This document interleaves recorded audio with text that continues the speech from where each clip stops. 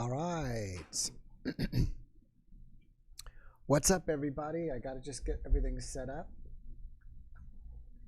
And while I am, I'm not sure if you're here yet or not, but you might be in a few seconds. So let's see. I got to, and as you guys know, or my regulars know, I got to set up a few things one in the beginning. So let's see here. I got to go to my channel, and then I'll be ready to go.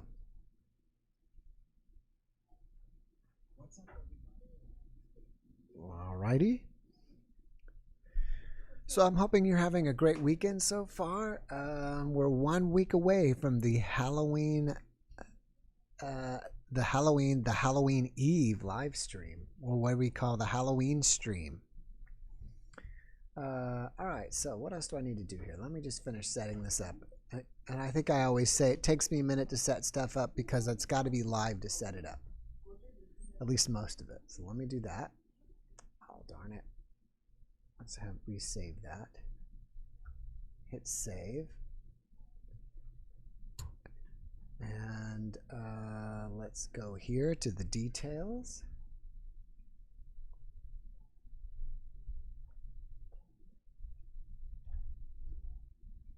And I can't see anybody yet, so whoever's there, thank you. But tonight, I think it's going to be an awesome night because we've already got 4 people ready as guests, and I haven't even started. Or I just started, right?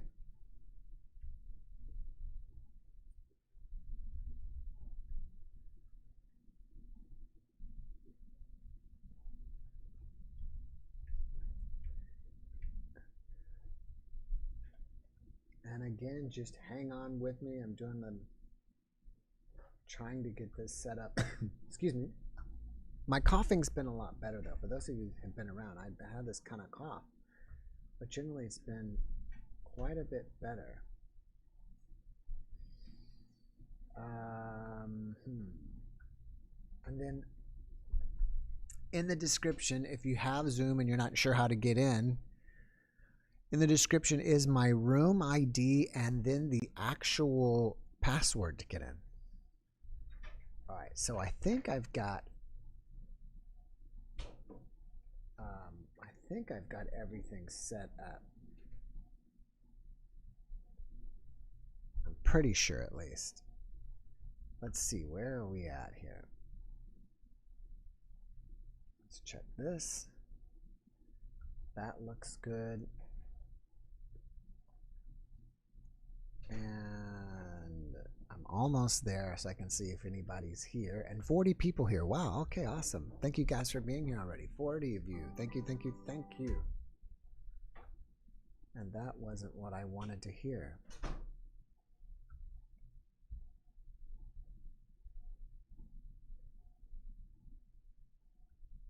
Skip ads. I started playing my ad.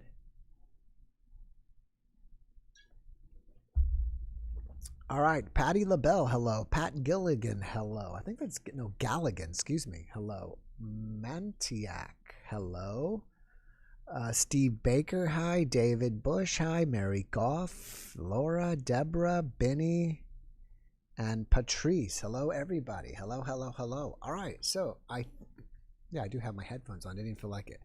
It's weird because I'm usually with a guest and I can hear them back and forth, but I just realized there's no back and forth yet because I haven't put anybody in the room. And let me check one other thing. Can you hear that inside your headphones? No? Okay, good. All right, so let's go with the first guest. Let's get started. I wasn't sure if it was either I thought it was Hummingbird, but Hummingbird's gone. So we'll do Tara Lakeumber. Tara or Tara? We'll see. Ask to start video. Hello. Oh, boy, you have a nice camera. All right, so it just needs for her audio just needs to be turned on. We're almost there with her. Right here, if you guys can see, that's the camera. It means the camera's working. But there should be a little mic like that, and her mic is not on yet. Let me see if I can tell her to nope. We just got, oh, now it's connecting, so it's going to be here soon. On the left corner.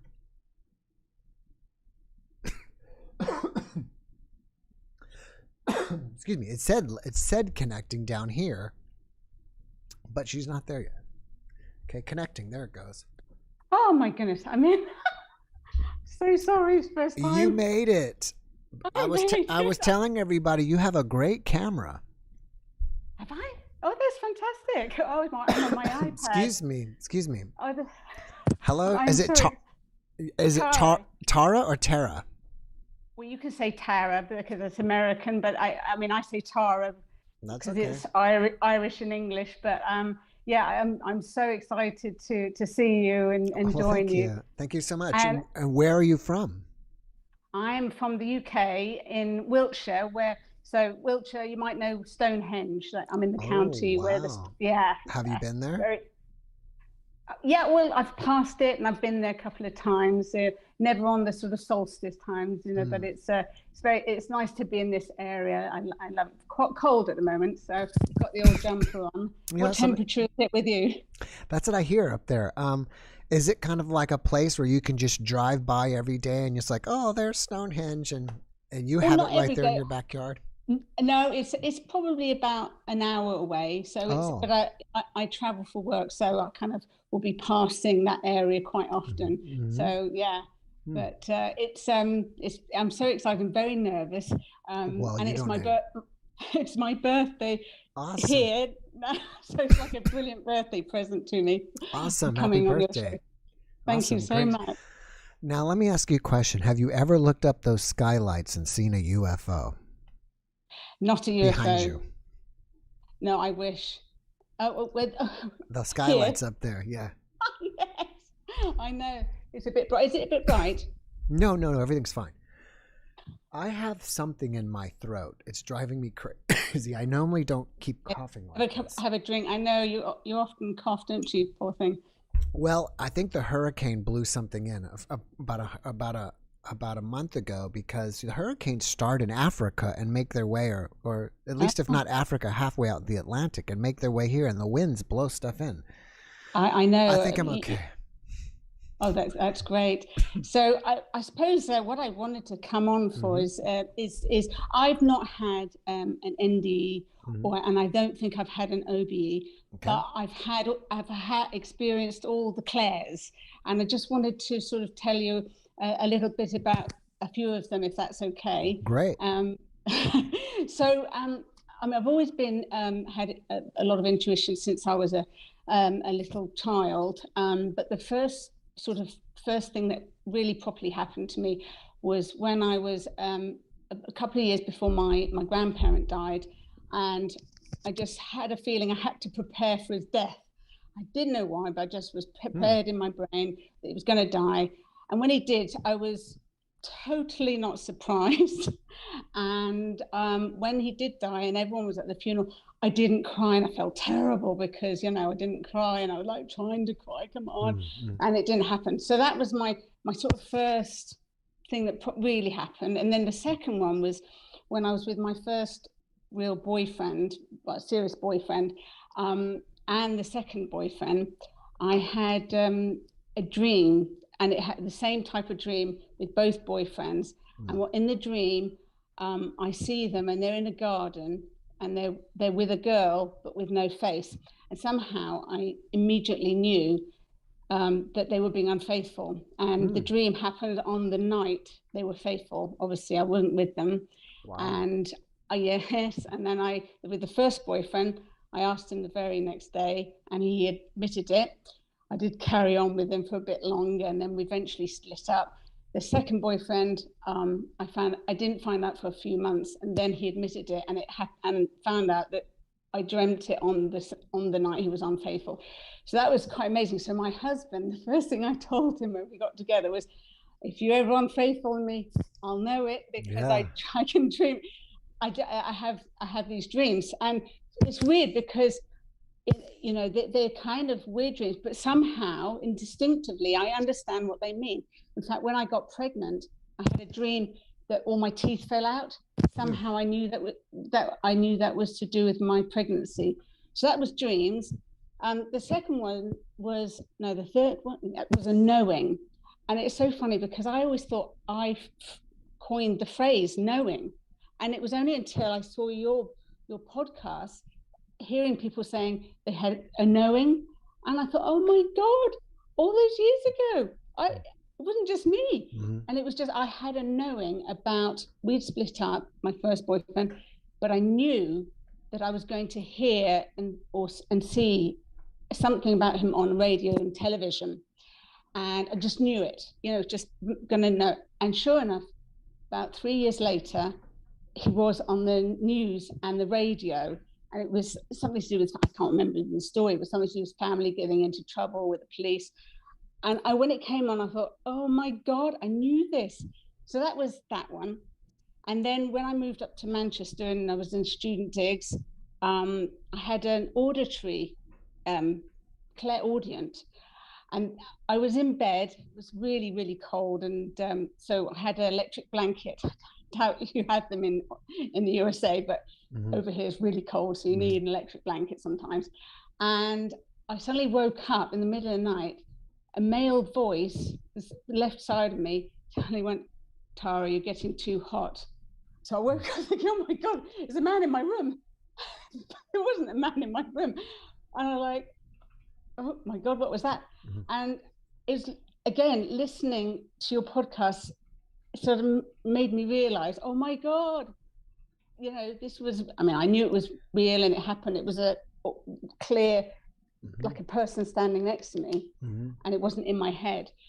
So, and then basically those are the sort of the main kind of things that properly happened to me. The other thing I've always had an ability with, it's my final bit because I know you we're need good. to go on. We're fine. Can see I'm in 5 minutes, my clock's 5 minutes late, so sorry about that. But the last thing I wanted to say was I'm an interior designer for a housing association, and I realized sort of this year that I've always had the ability to manifest. So I've always had the ability to see things that I've always, if I want something, I see it in my head. And being an interior designer, you have to be able to see quite sort of in the future. I see how a room is going to look, and I can visualize it really strongly. Now, I know everyone can do that, but people just don't think they can do it. For instance, I try and persuade my sister that she can dream up the house that she wants to move to. And it's very simple. I say to her, let's start with, think of a banana. You can think of a banana. Everyone can do that. But it's sort of building very strong picture there. And, these things can happen. So I've just always had that ability. And and in fact, I always look at how many subscribers you have. And I always start thinking, well, when I see you next, I want to see an extra number on there. So, that's great. I need to do that. I need to visualize, because I have big, I believe in dreaming big, and I want to keep visualizing 1 million, 1 million, 1 million, 2 million. You'll get it because you've put it out there. So that's basically my story, and I think that's pretty. So much for I think it's pretty interesting idea, and I never really thought about that. Is to actually, it's like working a muscle. Is visualize a banana and then start visualizing something else and keep working at it. It's so true. The problem is, I started as a child. Problem is, I could manifest illness, and it was because I hated going to school. So I could summon up a fever literally within hours. So I was constantly getting ill. The problem is that later on it became a bit troublesome for me because it came on too easily. I could make myself ill too easily. So I now know that I've recognized the things and how to stop them. So that's another thing I've seen with your some of your guests talking about the mind and body. I recognize that, for instance, lower back is my money money problem. Oh, So interesting. Yeah. yeah, oh yes, Oh, wow. I think I'd heard that before about low back pain. Who was the yeah, woman? There's a woman that wrote about, there's a woman, I think it's a woman that wrote a book about different pains mean different things. I don't know yeah. why. I have, My if, if I so sorry, I'm interrupting all the it's time. okay. If I get a middle ear infection and get dizzy, I know that I've been overwhelmed, and it could be an overwhelmed in a really good sense or a really bad sense, and I get that middle ear infection, and I think it's to do with not being balanced. But I just thought once you recognize them, you can actually fix it because you've recognized what it is. And I managed to fix my back because I recognized, and it always happened in November, so near Christmas. Uh-oh. It doesn't happen anymore because I recognized it. So that's Oh, cool. Well, Yeah. you have some, I think you've had some amazing experiences. Yeah. And I appreciate you sharing with us. And one last thing is, it shows that you are good at your job because you have a lovely kitchen. We're actually trying to get the decorators sort of starting to do stuff, and it's not finished, so you only see little bits and pieces. But yes, it's getting there. So Jeff, honestly, you are amazing, and thank you so much. All right. Really love watching. Well, Take care. Thanks for coming, Tara, and I hope I see you again. Absolutely. Take care. You too. Bye. Bye. Do I turn this off? And that was Tara. Don't report. All right. Now we've got Christian. Now, Christian was a guest about a week or so ago, and he is from Hungary. And he's back, and it's nice to have a guest back to chit-chat with us today. Louise Hay. Oh, Mary Goth. That's it. I don't know why I couldn't remember her. I actually have never read the book. Thanks for coming, Tara, and I hope I see you again. But I have, I remembered that. Bye. Bye. Do I turn this on? So, and that is Tara. Christian, if you can hear me, you need to. Hey, Christian. Hello. Hi. How are you, Jeff? Good. How are you? Okay, it seems okay now. It seemed like it was a little bit of delay at first. Yes. I just had to close the window that was playing the live feed in the background, so should be fine now. Okay, great. Well, if you guys may or may not recognize him, this was Christian Kontz. He was on about a week to 2 weeks ago, and he had an NDE and a Kundalini experience when he was in London. And so we got him back here today to see what else has he not shared with us. What's going on? Oh, hello, Jeff. Nice to be back. I really enjoyed the last show, and it was great to share my experience. And the feedback was really positive, so I'm happy about that. And I actually had a number of other experiences where I was outside my body, which I mentioned last time. And the interesting thing is that when you have this Kundalini experience, or when you have an NDE, it's also quite similar to having an out-of-body experience, an OBE, or even something like astral projection. So there was this one time which I actually wanted to talk about a little bit. This was a little bit after my Kundalini awakening experience. And as you know, having this experience, it opened me up to other realities, to higher realities, basically. And there are different ones. So if you look into the Buddhist classification, for instance, it talks about various astral worlds. And there are different levels, and some of these are actually quite close to our own. And there are regions which are much higher up.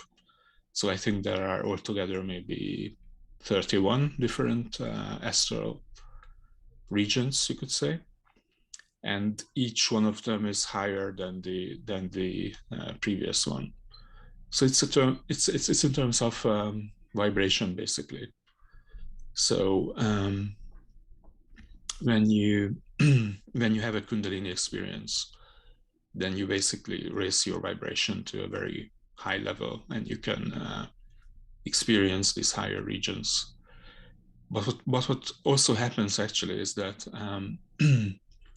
you open yourself up to the lower regions as well, what is actually called the lower astral. And I wasn't aware of this, but I actually started getting interest from entities that were not as benevolent or pure as the one that I mentioned, which was the Queen of Heaven, also known as Inanna. So it's fine to get a visitation from a heavenly being, but there are also less benevolent entities out there. Is that what you think is probably where people encounter demons? That's where they're from? Yes, exactly. Mm-hmm. And I remember that one of your guests mentioned meeting a goat man. Yes. During her NDE. Mm-hmm. And actually, I also had this experience meeting this particular being.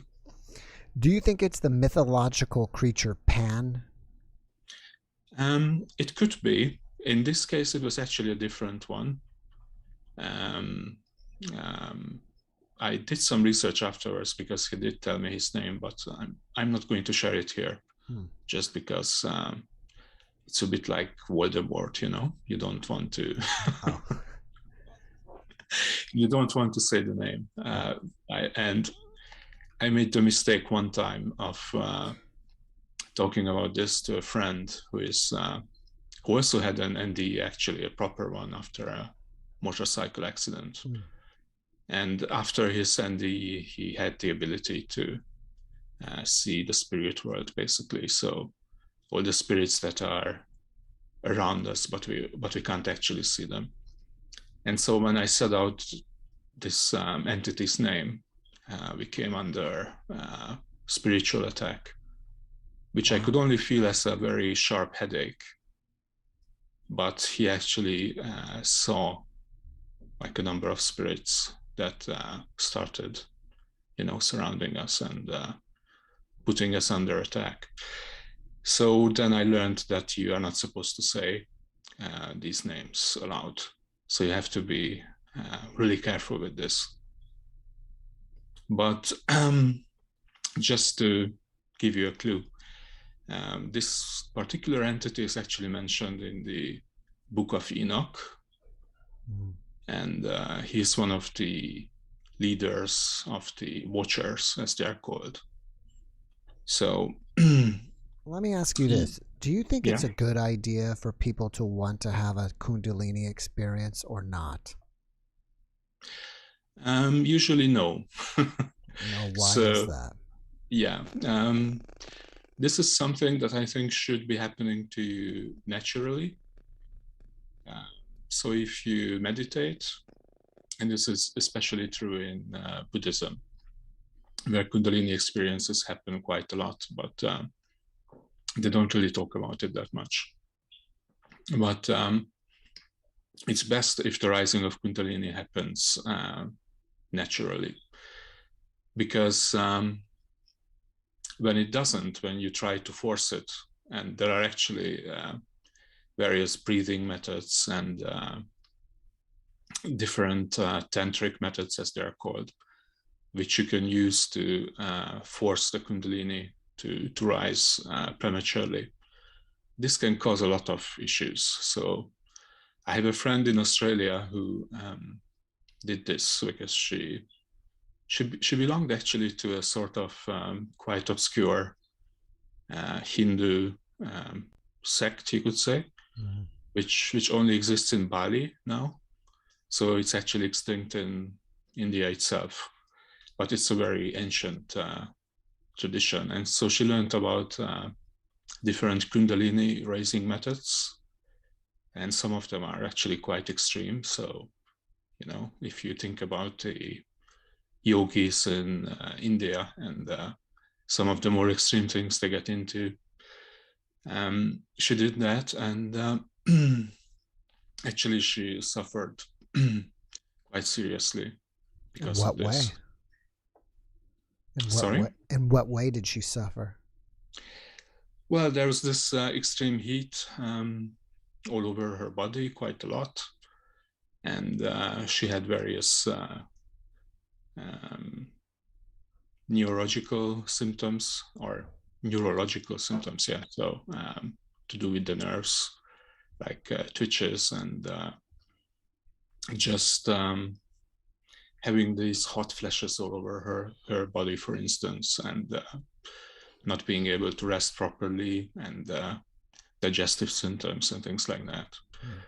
So I did try to help her, actually, because it was one of those rare times when I was able to send the goddess to assist her, and which I could only do a few years ago. Unfortunately, I couldn't manage it afterwards. But she did show up very interestingly in a different form, because she was a Hindu, and I had a contact with her as a, as a Sumerian goddess, basically. So that was my entry into getting to know this divine feminine energy. And interestingly to her, she actually appeared in a Buddhist form. So as Green Tara, and also as Kuan Yin. And so it's quite interesting, because she saw this white light first. She was suffering very, very heavily. And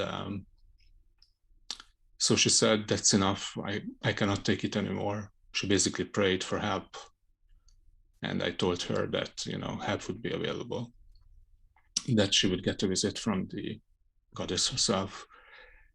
And so when she showed up, she saw this very bright light, even through her closed eyelids. And so she started asking around, so who is this? Who has appeared for me? And she heard this giggling, first of all. And so as she opened her eyes, then she actually saw Green Tara appearing in a sort of white light. And then she also appeared to her as Kuan Yin, which is a different version of the same goddess, you could say, or, it's a different apparition of the great goddess that both Buddhists and Hindus believe in. All right, Christian, I'm going to have to run here, but before I do, I want to let everybody know that Christian does have a YouTube channel, and if you want to hear more about his spiritual experiences, check it out. And actually, if you would do me a favor, is when go back to YouTube and make a few comments, and then obviously your name will pop up and people can find you just like that. Okay, all right. So if you guys want to check out more of Christian's stuff, I mean, I'm sure he'd be happy to have you come see his videos. And are you still open for people to contact you personally?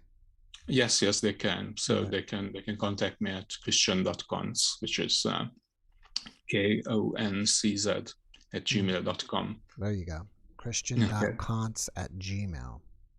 And my YouTube channel is just Christian Cons, so it's the same. Cons. And his last name is spelled KNONCZ, right? Okay, yeah. CZ, right? It's a Z, not a Z. Yeah, that's the in the American English and Canadian version. Yeah. The American English is we say Z, not Z. Okay, yeah. For all the Americans out there. Yeah, all right, bud. Well, thanks for coming on and hanging out with us. I wish you well, and maybe I'll see you next Saturday in a Halloween costume. Okay, thanks very much. All right, take care. Bye-bye. Bye-bye. All right, there was Christian again. All right, we have James Foster up next. And we have, how many we have? 162 of you guys out there. And I only have one person in line. And actually, I need to do something real quick. I need to add this. But to my Facebook page. And if you guys didn't know, I have an official JeffMara podcast Facebook page.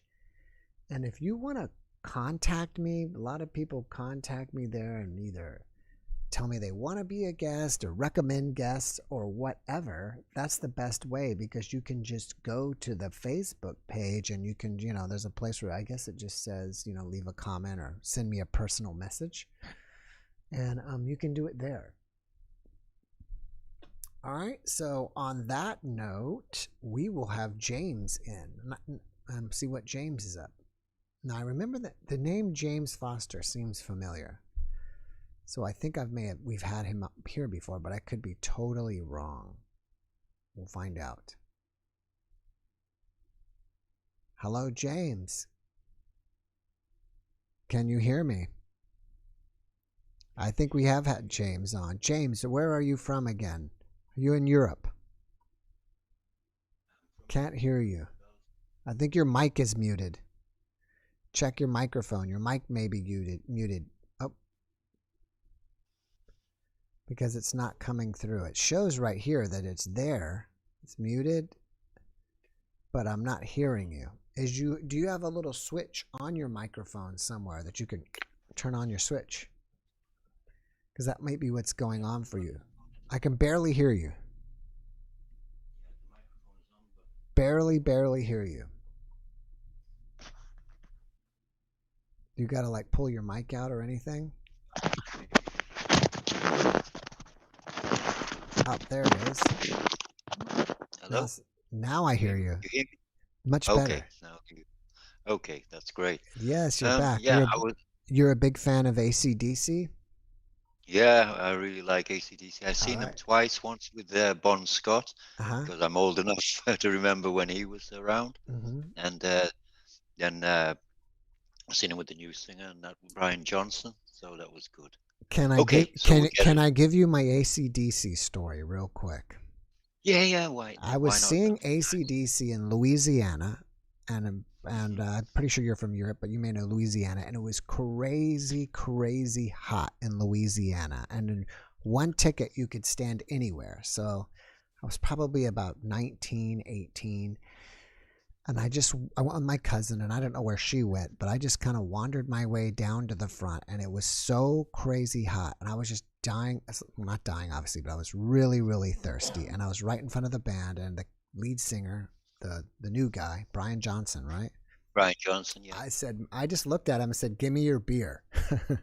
And he actually heard me, and he reached down and started handing me his beer, and I may have had it in my hand, but everybody else wanted it and slapped it out of my hand, and the beer went all over the floor. And they could have had the cup. I just needed a drink because it was too hot. Yeah. So that's my AC/DC story. Yeah. James, where are you from again?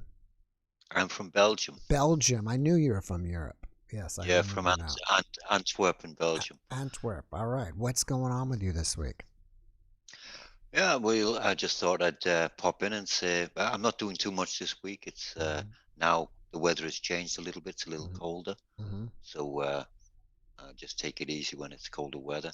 Normally, I like to go out investigating a little bit with a little bit ghost hunting kind of thing. I just do it for my own personal amusement, I think we could call it. But I was going to tell you a story about from childhood when. Yeah, let's hear it. Let's hear it. Which was it really got me interested in the paranormal as a child, because I wasn't really. I was just a fun kid. I wasn't interested in that kind of thing. But then this one time I was at home and I came downstairs in the night to get something to eat. I was hungry. I'd woke up, so I thought I'll come downstairs. And so I'm sitting in the front room with the lights out, just having a sandwich. And in front of me is two chairs that are either side of the fireplace. In them days, it was a coal fire. So there was the orange embers of the fire lighting the room up. And so, I was sitting there just munching away. And suddenly I saw this, I heard the chair unsettling, like somebody was raising themselves up from the chair. So I'm sitting back thinking, this is not normal. I don't expect anyone to be sitting in the chair. I thought it was maybe one of my family, at first. But then I heard the springs of the chair and everything. Then I heard, like a kind of suction sound when somebody raises themselves from a chair, especially when it's sprung.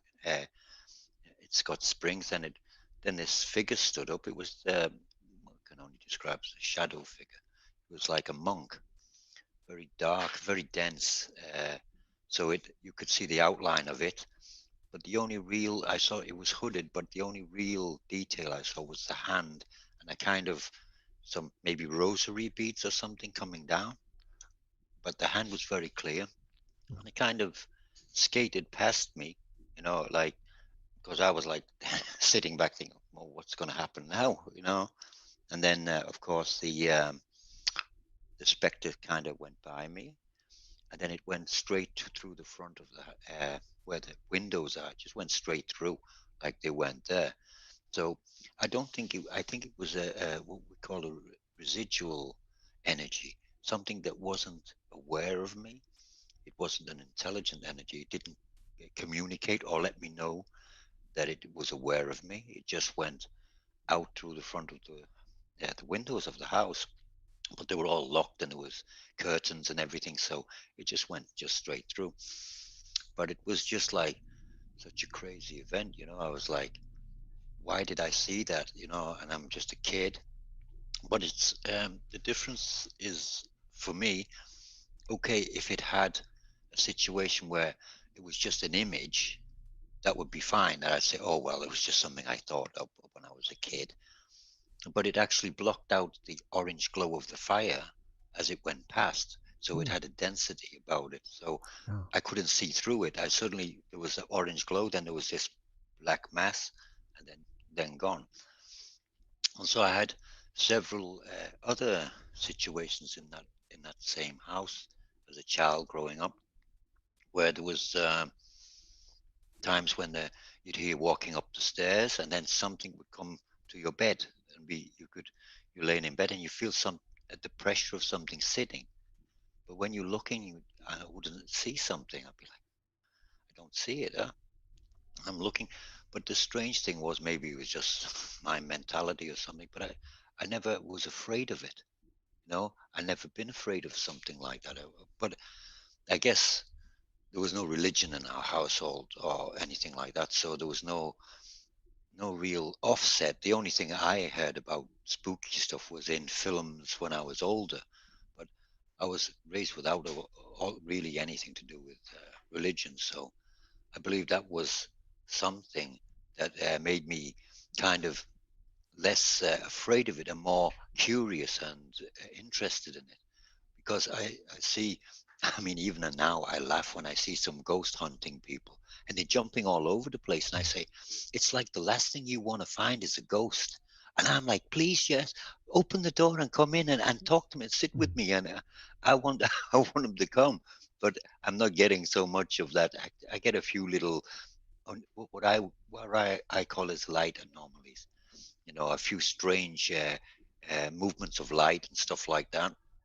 But I never say something is a spirit or an entity.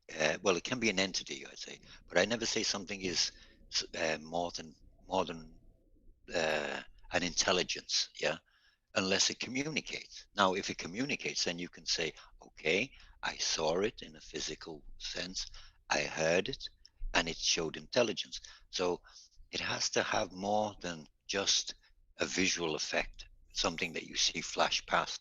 Because I believe a lot of people have said a lot of stall out from this thing about haunted house. I don't believe in haunted houses. I really don't. I don't believe in haunted mental hospitals and all of these crazy places they go to.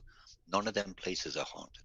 The only thing that can create spirit is they're looking for energy. Yeah. So if the ground that the hospital is standing on, maybe there's ley lines under the ground with giving a lot of magnetic energy, then I can rationally think, well, yeah, a spirit would go there.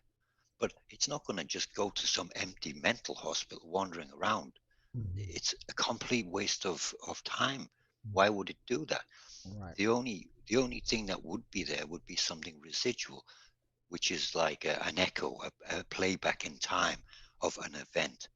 Then maybe that was what was happening with me when I was a kid. There was a certain event maybe happened at that time that just played back. So I saw a kind of a recording of something that was played back. Mhm. But that's why when I'm looking for uh, looking for ghosts or whatever you want to call it, entities, interdimensional beings, whatever, I'm looking for intelligent interactions. So I write off 99.9% of things because I don't believe dust. Like a lot of people, they call them orbs. But if you go to any old building and shine a camera, you will pick up these orbs everywhere. So Mhm. there's a lot of, I think, false perception around the whole hunting of ghosts and things. Uh, there's a lot of things that give the impression that it's an active and haunted location that can Mhm. be easily debunked. So Right. I'm really interested in real paranormal Right. kind of things. Well, maybe it's an overlapping of dimensions, and that's why Yeah, like that. they don't interact with you. Somehow, it's a weird overlap of a dimensions, and I think you're Yeah, right that if it's a ghost, it's going to interact with you. of course. And Why would on it go to such effort to show itself and right, to be and so I can hear it? It would surely think that it would want to communicate in some way if it was an intelligence. But if it's just two overlapping dimensions, then of course it's like a videotape. It's playing back an event that may have happened at some time yeah, in that location. like a cosmic Yeah, reverberation. exactly. It's Um, pure as I was gonna say one more thing about that, and darn, I forgot. But yeah, I mean, I think you make a great valid point that they don't interact with you, so it's not a ghost. If you know, it's some kind of overlapping, and I don't I know. just don't.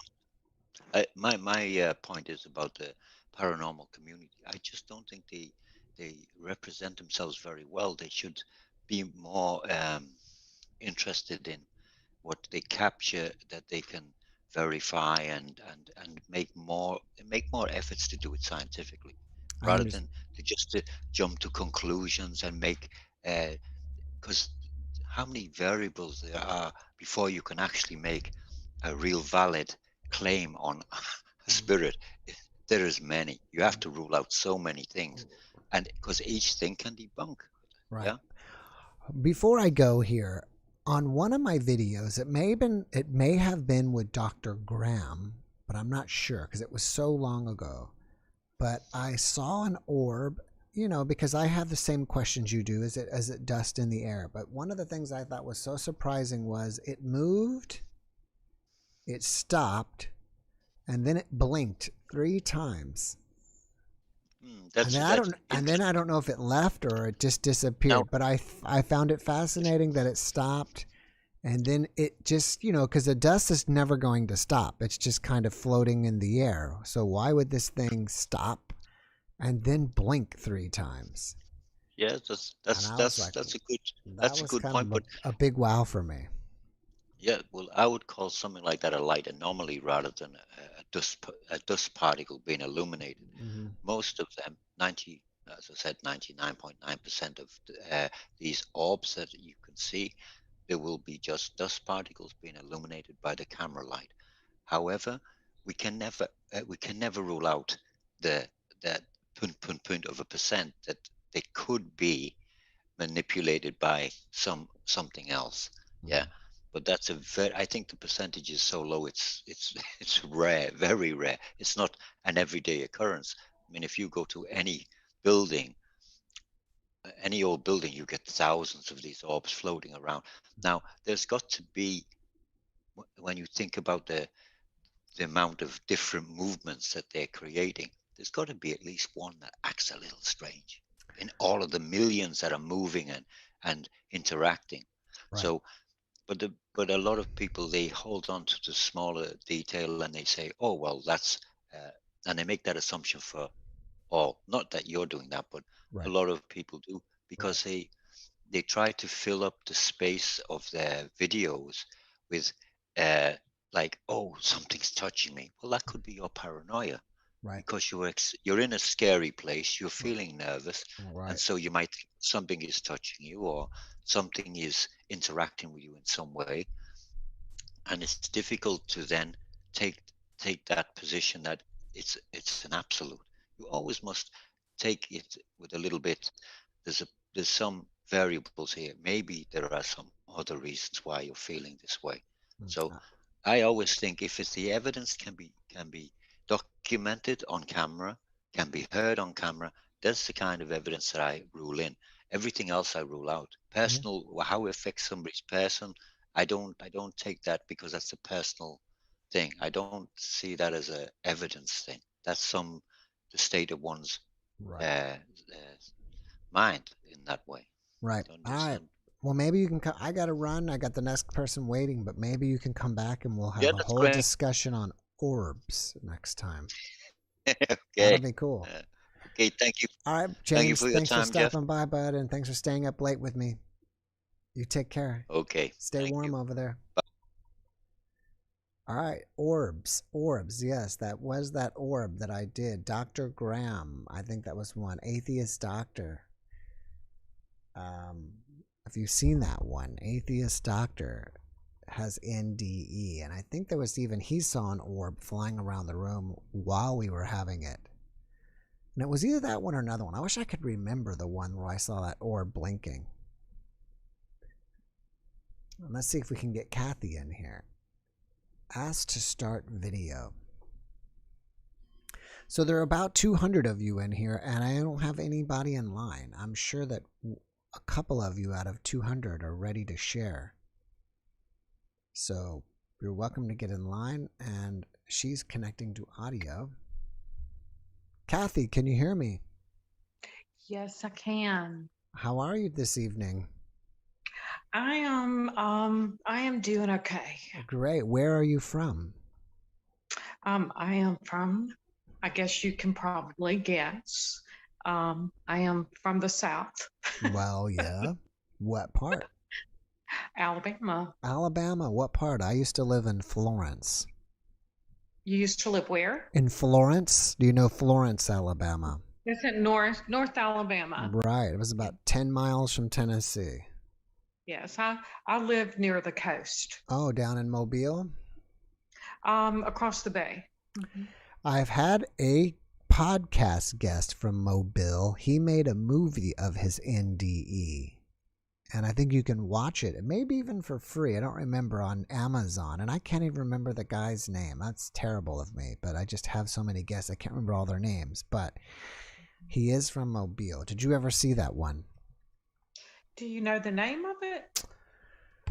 I probably didn't. I don't even remember the name, but he made like a drama. I don't know if he started it as himself. He may have started as played himself having the NDE, but it was like a dramatized version where he had the nurses talking to him and stuff. Mm-hmm. Gosh, I don't remember. I'll probably remember once the podcast is over, right? Right. Yeah, I don't think they saw anything like that. I don't believe. So what's going on with you, spiritually or paranormally or anything like that?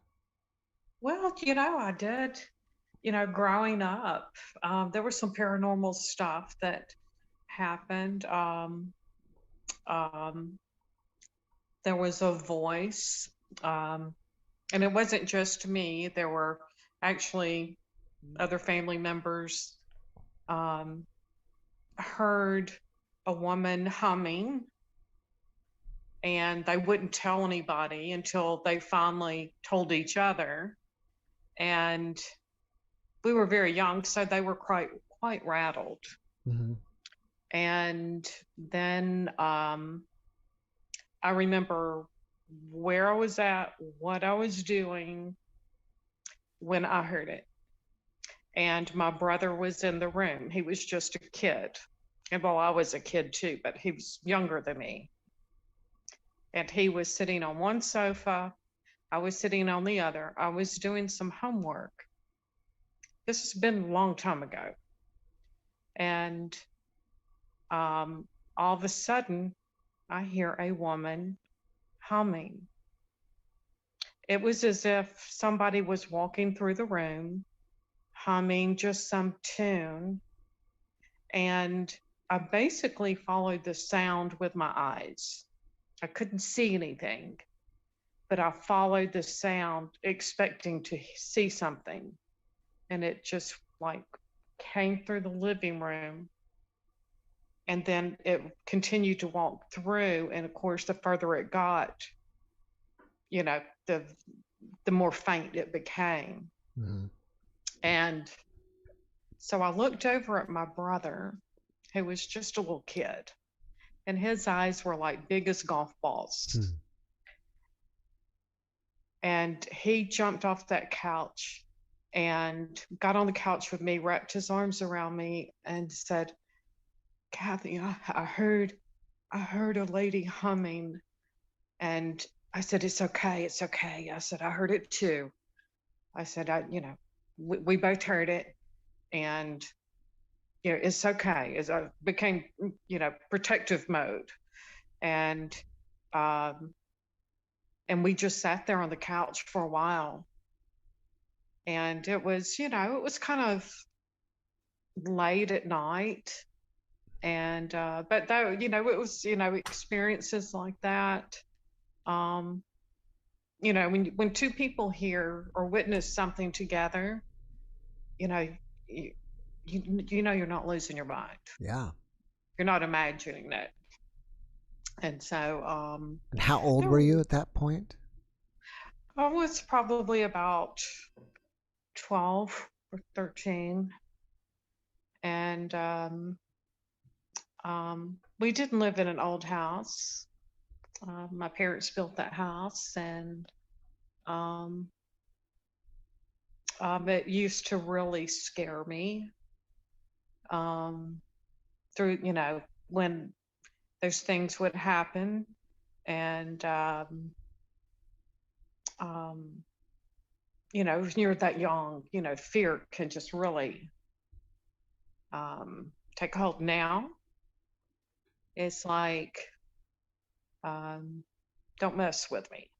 Mm-hmm. I haven't had, well, I take it back. We have had something happen with my son. This has been about 8 years ago. And he came into my bedroom. I was in the bed, getting ready to, to go to sleep. And he said, "Mom," and I could tell he didn't want to, he didn't really want to say anything. I said, "What's wrong?" And he said, "For the past 2 or 3 nights," he says, "just as I'm about to fall asleep," he says, my door opens." And of course that got my attention, Mm-hmm. because of some of my experiences. And I said, "It's okay. It's okay." I said, "You know what?" I said, "You just sleep with us tonight." And so the next night I said, "Okay." I said, "I'm going to go lay down with you." And so we laid there. The door, he always closes his door. So I closed the door. He gets in bed, and I scratch his back just to get him relaxed. He always lets me scratch his back, fall asleep quicker. And so I'm laying there, and in my mind, because it really makes me mad. And, if it's something.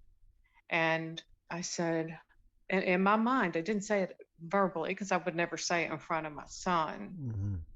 But I said, "Okay, bring it on." Because I'm not scared of you.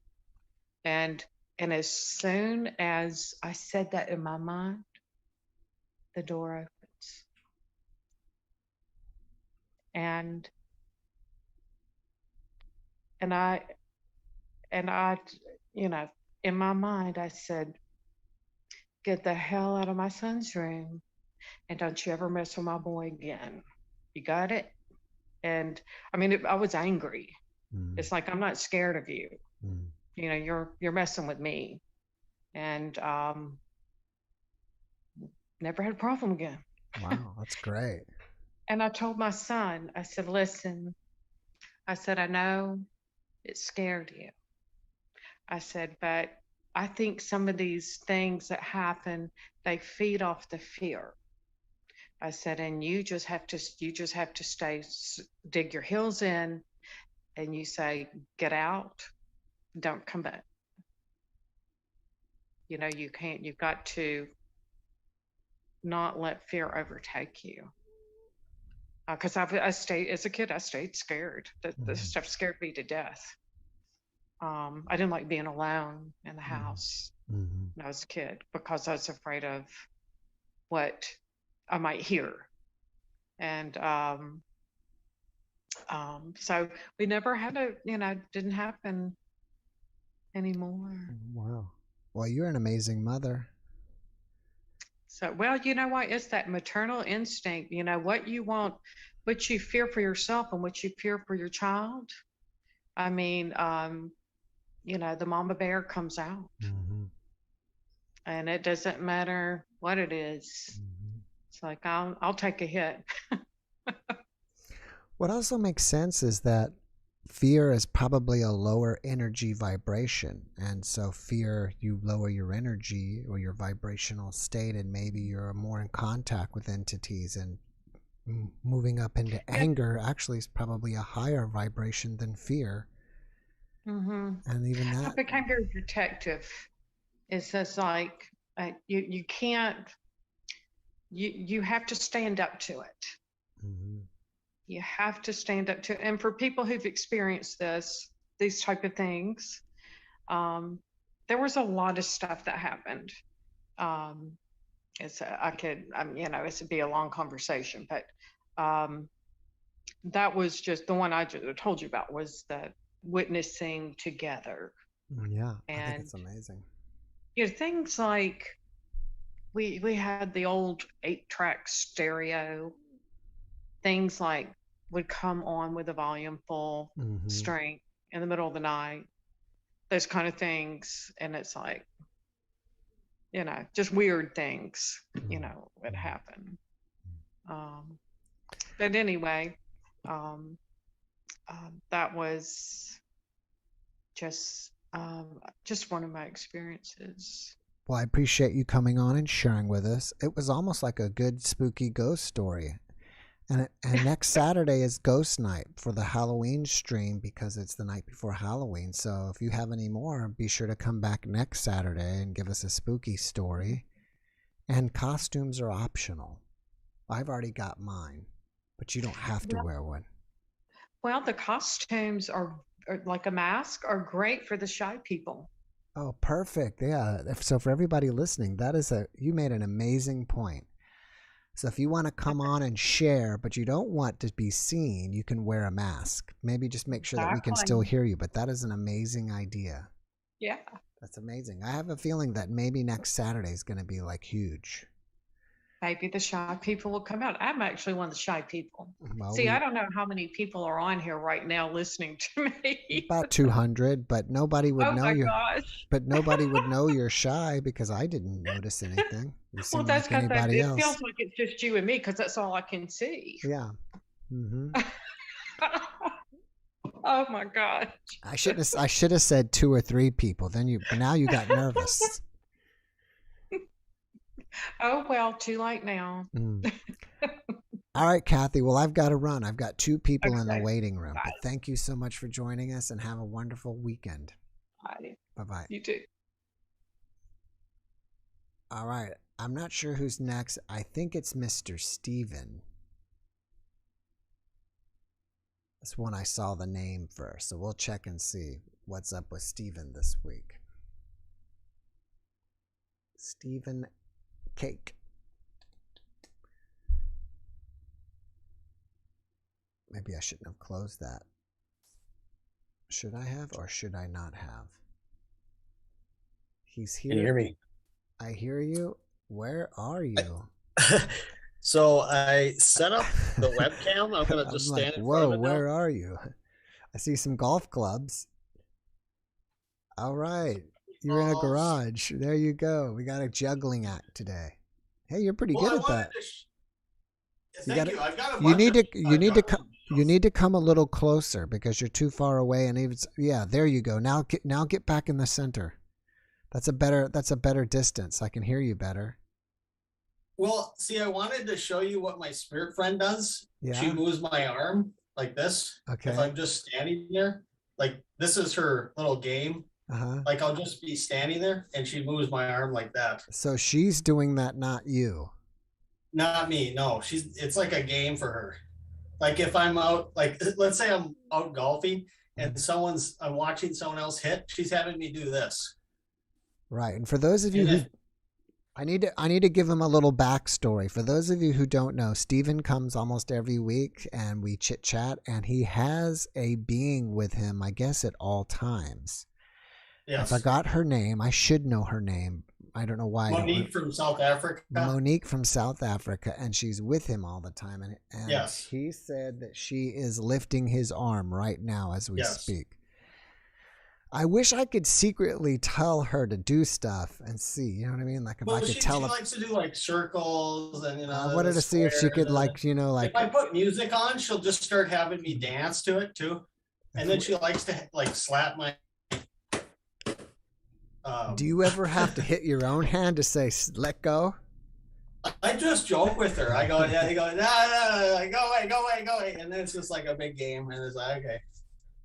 Wow, but this all started when I put her, her picture on my desktop. Right. This is about 6 or 7 years ago. And I'm suffering, and she died by suicide. Right. And so they come back and they want to kind of help. And then after about a month, I felt someone pressing on my bed, like going around. They would go around my whole bed, press down on it. I didn't know who exactly, but over time things added up. And then I met someone from where she was at. And I'm like, well, that's kind of odd. It's too coincidental. Mm-hmm. But like, it's all the time. Like if I go to the bathroom, it's like, there goes my arm. And then all the time. Let me ask you this. Put her hand on my back. Let me ask you this. Why did you put her picture? How did you find this woman's picture in the first place?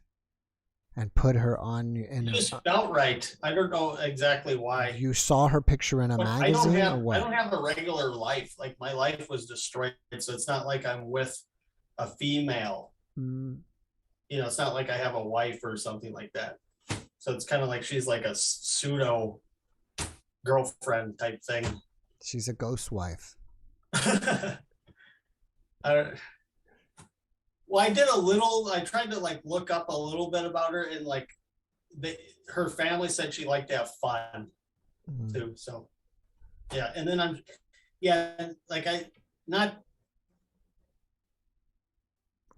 she's cute. And then both my grandmas saw her. Who's your friend? She's really cute. Like they could see her. Wow.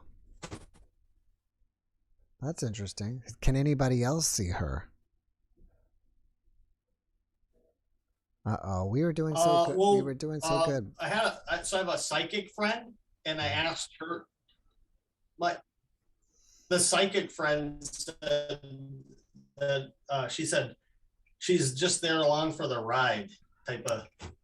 This would be a great test, is if you could go to any psychics or anybody and say, describe what she looks like, because you already know from the picture, and see if they can describe the same person. And he's gone. And he's back. Oh, I live in a group home and my internet's really bad. So it was really good for a while. Did you get my last statement? What'd you say? I said it would be an amazing test if you could test psychics or test anybody that claims to see her, because you know what she looks like from a picture, but to see if they know what she looks like. Yeah, that's what I did. I asked her, who's with me? And she's like, she's right here.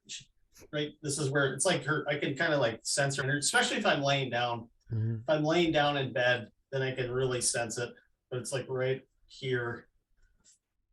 Okay, but has anybody been able to describe her without seeing her?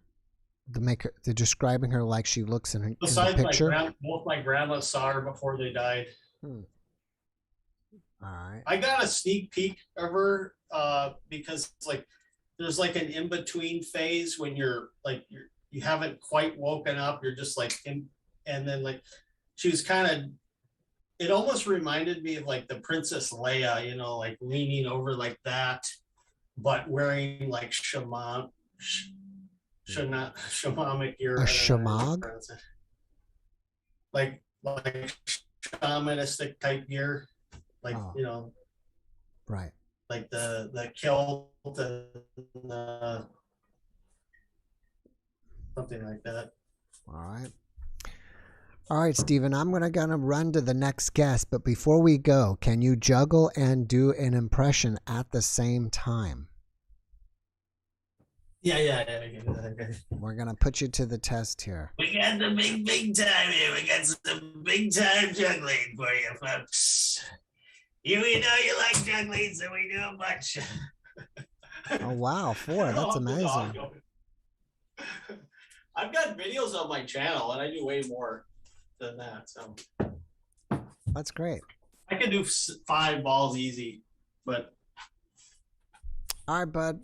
Thanks for joining us again. I hope I see you next week in a costume. I probably won't be wearing one. All right. All right. You take care. Bye-bye. Don't report. All right. Now, we saw Typo 2 weeks ago, and this is going to be a great follow-up because I think she had a vision, but we'll follow up with this, that she was supposed to possibly move to Arkansas. And she was on her way to Arkansas. And we've got to find out from her, how was Arkansas? So we're about to find out right here as soon as she pops in. Oh my goodness. Hi. But I don't see you. You're in the black void right now. All I see is black noise. You're having an NDE as we're speaking. If anybody wanted to know what an NDE black void is at, just look at her camera. Now she's gone. She came back. She came back. It did something weird. Your microphone is unmuted. Your video is stopped. What's that about? I don't know. You're all there. It's just, I don't know what your camera's looking at. It's like it's some white mist. Wow. You have great descriptors tonight. You know what? If I'm in a black void, I'm gonna try and find other NDEs that are here here in school. There you go. Like live. Oh, there you are. I got you now. Maybe your camera just couldn't focus on you, and it's dark. You're gone. Oh, what happened? Now you're gone. Hi, how's this? Your camera. I'm gone now? Yeah, your camera turned off. You must have hit a button and turned off your camera. Now you're back. Ta-da. Yes. Hi. Okay. Well, welcome back. Now we got to have the follow-up. How did it go in Arkansas? Are you going to move there? Yes, I am. I'm at least going to get a little house, so I have a place to go and stop being grounded. And then I'm going to find some land to eventually make a community, because I think we have a couple of years for that.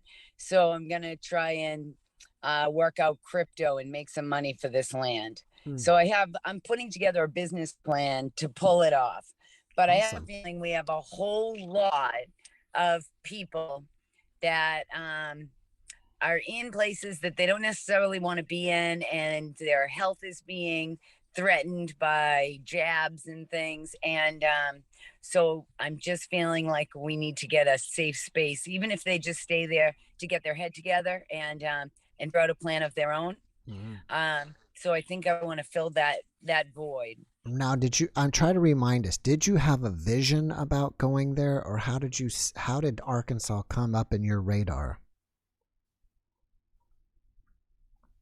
Arkansas is so fun. Arkansas is fun because I couldn't figure out where to go, and all of the places that I had in mind did not meet the criteria list that I had, which was like enormous. It went from what law, what population, what temperature, what can you grow, how could a long-term, like what I want to do is create like a 100-year community where even if I'm not here very long, because I don't have the feeling I'm going to be here very long.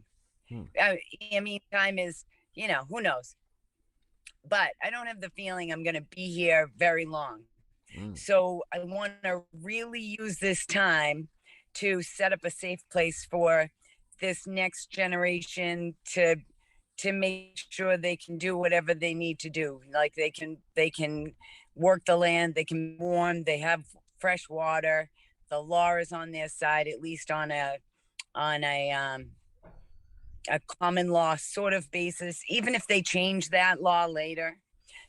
Just so that there's some place, not even particularly a dressy, beautiful building, but a building that's solid, like so solid that if they have to run and hide and rethink where they are and create their own plan, they can go there and they won't be ripped off by some jerk that's there for money. Like, you know what I mean? Right. So that's what I haven't done the business plan yet, but that it's coming together. And the way I came up with the spot was when things are too complicated for me, but I know sort of all the criteria, but I can't get down to the final point on the map or the final exact thing. Like I've written a couple of books when I didn't know exactly how to put the pages together in that process or blah, blah, blah. I always just meditate for 3 days on my question and like have a total discussion with God and bring Jesus in and bring like whoever God wants to bring in as a helping hand. I let him choose. And I just kind of open my thoughts for about 3 days and let it all out. Like if I stink at something, if I have no skill set in an area, or if I already did something wrong, or if I think I have a good idea, I'll spit out all that thought over like 3 days. And it's uncanny that the ideas and the answers that I get on that 4th day always blow away what I initially think I'm going to do. And that's what Arkansas did. So I came up on day 4 out of that meditation. I was having my coffee. I was pre-coffee, a very dangerous place for me. I should never be pre-coffee and talk to anyone. So anyway, I was looking through videos, just having coffee, and something about a constitutional sheriff had said something out in public and was getting dissed by it. And I'm in a sheriff course now. Like I care about that. I care that we have freedoms and we can talk and we can do all of those things that we need to do. I really care. So when I saw that article, I thought, oh, that's interesting. It's a little early. Like I'm just opening my eyes, but it's really interesting that you put that in. And that's how I found the county. Yeah. And it was gorgeous and it meets all the criteria. And in fact, driving, I had the clear sense that there was going to be no problem. Like I didn't even get lost, and I'm terribly dyslexic. Let me ask you this. Now, for those of you that are new, Typo has an NDE, and we talked about it about a month ago. And do you think that any of this ability or any of this searching out for the house and how you found it and these coincidences, do you think your NDE had any effect on that or helped cause that? Yeah, absolutely it does, because I leave no space for doubt. There's no doubt in my mind that right now God is right here, loving that you made this podcast, loving the people that are chatting. There's no doubt in my mind that that we're never alone. We are always helped as long as we ask. So, and it's always uncanny how fast it's almost like they're laughing. they're like, oh, you had a question, you waited 3 days, you stayed open about it, you dumped out all the stuff you're bad at, all the stuff you're good at. Boom, boom. They hit me as soon as it's time. Like 3 days is up, boom. So I leave no space for doubt. Even the drive, I'm like, listen, bring angels. And I could like feel the wind of white horses around my car. And the funniest thing, when I got stressed, like Indianapolis turned into this like really weird place in my head. I couldn't figure out what was north or south or whatever. And I was in some kind of a roundabout thing in the city. And I got this. I was just like, wow, this is so hard, God. Like, bring it on. Get me out of here. And in 2 seconds, whenever I said that, all the cars around me would leave. There's like, I don't know where they went, but they like took exits. They sped up. They put their brakes on. I would have like this 4-lane highway and I would be completely alone. And I'm like, oh, that was so good. I love what you just did. Oh, do that again. That was great. Like I can breathe and take a chill pill on the highway, you know, and just like, and then I'm like, okay, they can come back in. I think I can handle it. And a car would come in and the next car comes in and cars start to speed up. It was like having a conversation with a greater power that can have fun with you. And that's how I felt the whole time. And I met a contractor and I did a really cool thing for him. And that's not worth getting into. And he was like, oh, I will so help you. He's like, I want to be part of this community. Where he helped me find land. He gave me a tour.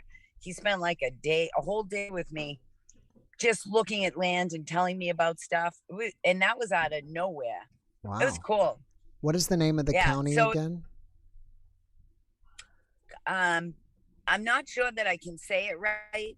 So I'm going to say it, but maybe if someone's from the area, forgive me. It's Clayburn, and it's CLENE. See, you're kind of your internet's bad right now. Hotel Clayburn,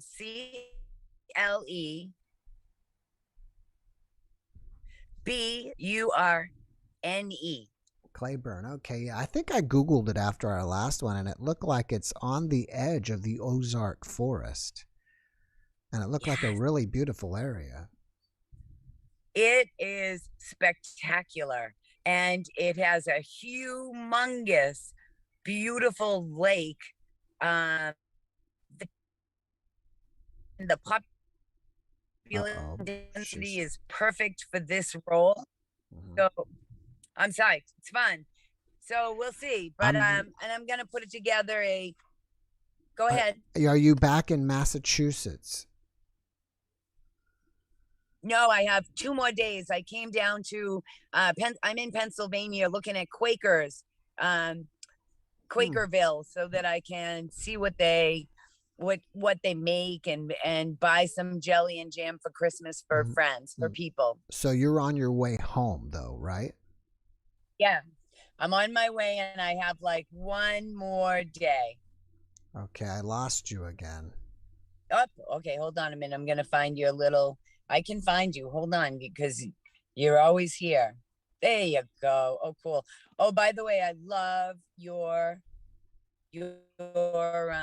guest yesterday, the investigator. Oh, yeah, he was great. Jeff Welton. I always like your guests. Well, I always like them. It's so cool. Oh, you know why?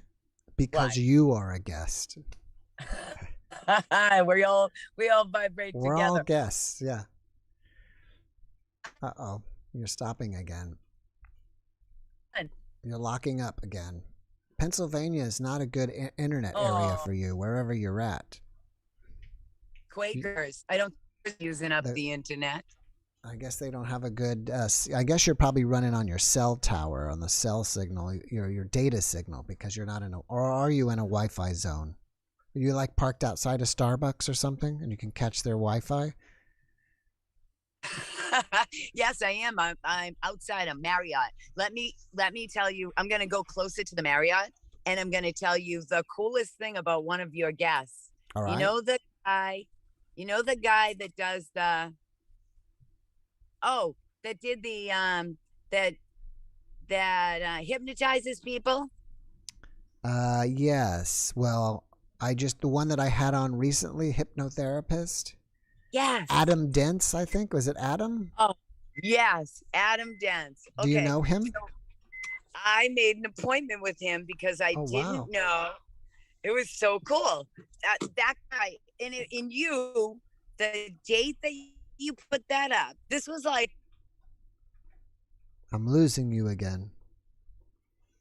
We're losing you. We need to bring you back. So I'm losing you. There's a lot about. I lost you. We have to start over. Fine. And by the way, hold on one second. We have 200 people here, and I don't have anybody else in line. So if you're thinking about getting on, go ahead and get in line. I feel like I'm like having to, like one of those salespeople. If you're thinking about buying it, go ahead and make the purchase. You know what I mean? So if you're thinking about coming on, go ahead and come on. Because if no one comes on, we'll torture you up.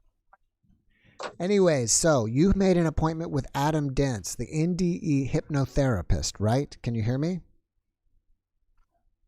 Yes. And guys, you'll have to listen to me unless somebody calls in. All and right. My husband says that's torture. Oh, wow. No, it's not.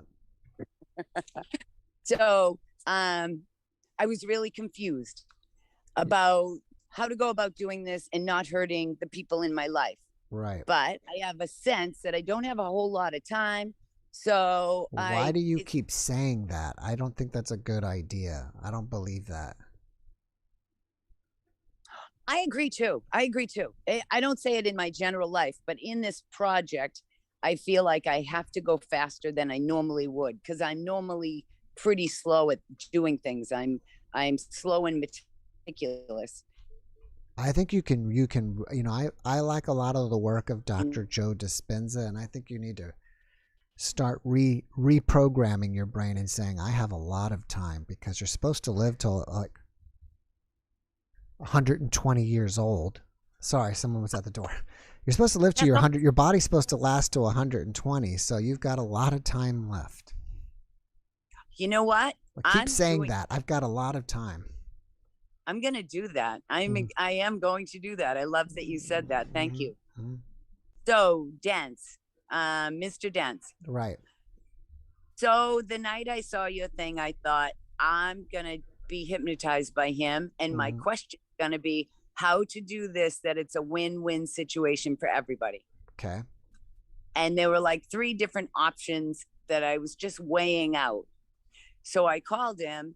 And by a fluke, his first thing is, no, can't do it by your deadline. Then total kindness, he worked out everything. And it was like perfect. And it was while I was away, which was great. Okay. Did his hypnotism. I cannot even tell you how cool that is for an NDE. And if you guys are listening right now, may do that. Be open to it, because it was wild. It was beautiful and wild and refreshing. And it wasn't the old memory. It was brand spanking new. Hello. Oh my goodness, I'm here again. Yeah, that's what he says, that he brings you back in real time, not a memory. Yes. And all the new people that died that I love were all there. I saw my town, and I saw more of my town because I had always wondered about a certain thing, where a building was next to another building. It was a little detail. It was a nothing, but they pointed it out, and I had asked for a movie. I wanted to know in movie form what would happen to the people if I made certain decisions. And a movie came right out of the wall and showed me. And that was like the little piece of it. Like it took like maybe 2 minutes. And I got my answer, which was go middle of the road. And it was kind of a mix of all my choices. But I want to tell everyone here, if you're an NDEer and you've ever wanted to experience that, the energy of God in the air that you feel that you can't explain, but you know that there's God in every particle. And if you want to feel that again, go to Mr. Dent's. Oh, and his dad popped up in the middle because I couldn't remember his name, and I was saying, Mr. Hypnotist guy. Wow. Because I couldn't remember his name, and his dad popped up behind a bunch of people that have all passed away that was saying hi, and his dad popped up and went, "It's Mr. Dent's. Call him Mr. Dent's." And I was like, "Oh, thanks." And then I knew his name and I called him. Isn't that a blast? That's cool. Yeah. So it's you did it. You're the one that did it because you contacted him. You did the interview and you rocked. So I just donated for your new Christmas computer. Oh, thank you so much. I really appreciate that.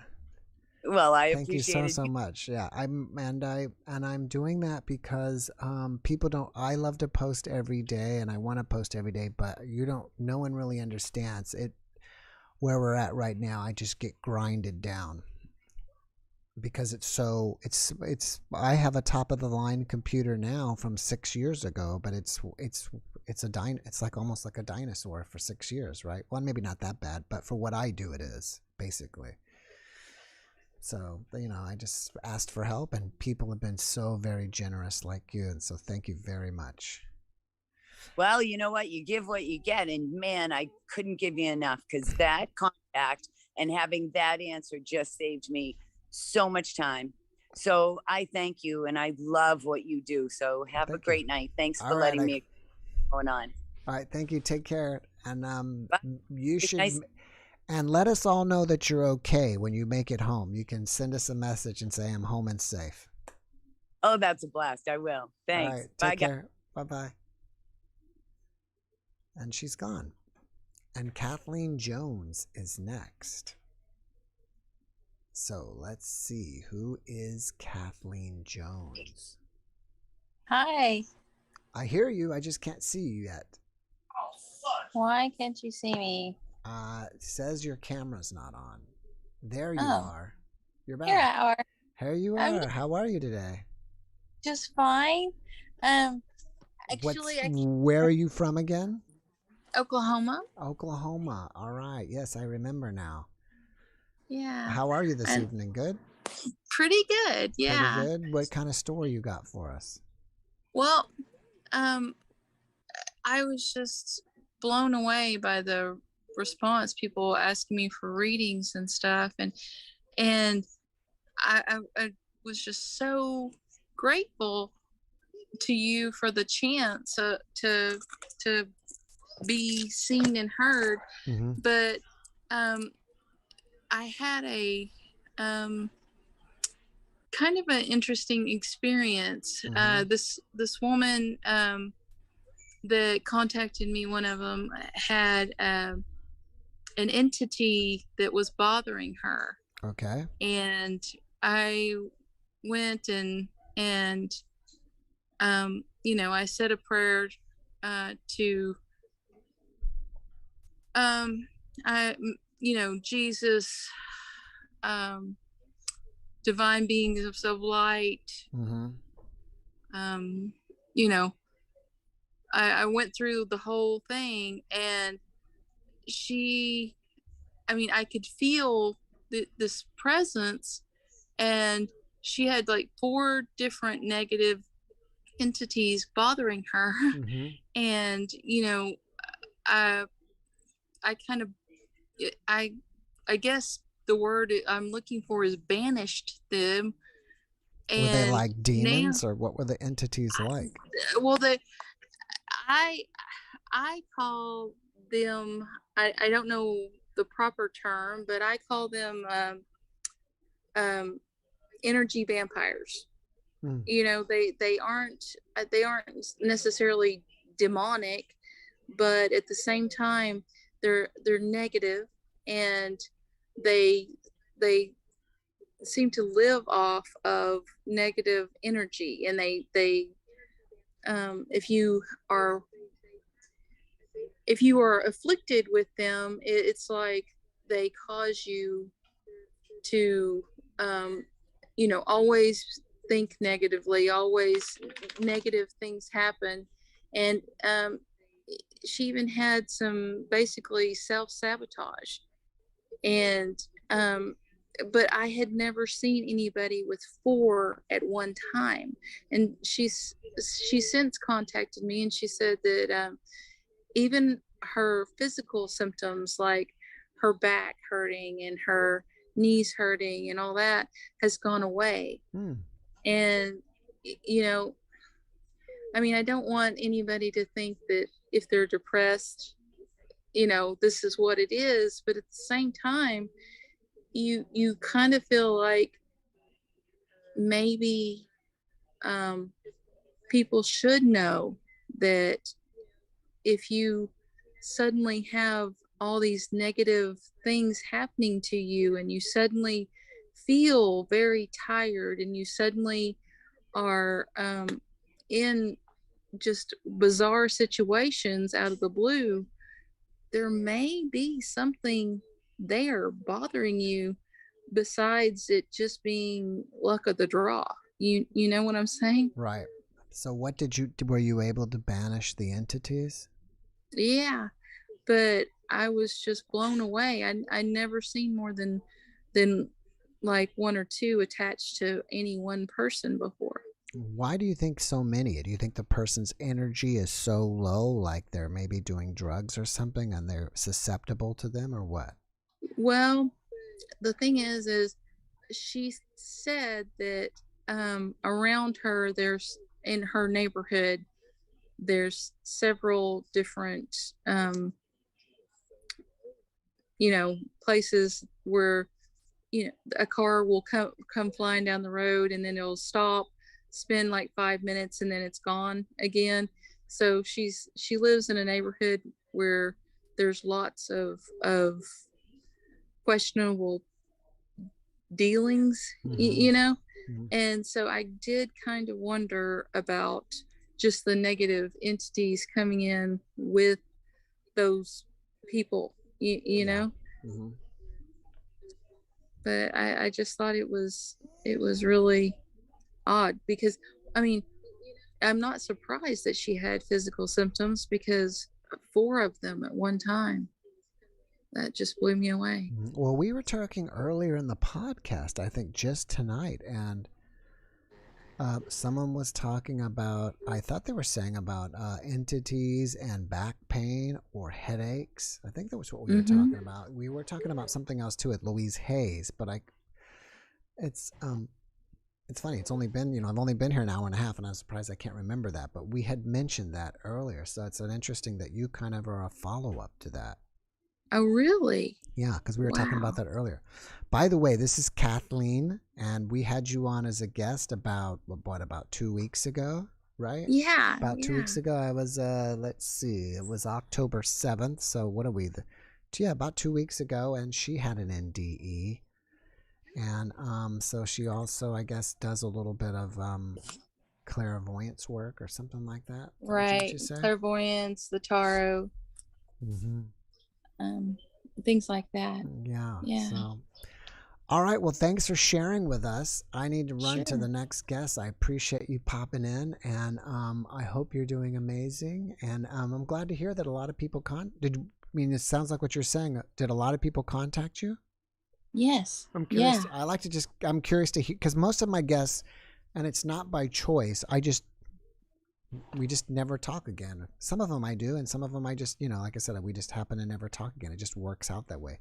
I don't think it's, it's not, there's no intent on that. We just lose track of each other. But I like to sometimes say, well, oh, okay. It's like, for me, it's nice to hear that actually people contacted you. So that's pretty cool. Yeah. Yeah, it was great. And I truly, truly appreciate it. Well, thank you. All right. Well, have a great rest of your weekend. Okay. Thanks. Bye-bye. Bye-bye. All right, Galaxy A21. Who is this? Sounds familiar. You know what I mean? It's funny because almost it's like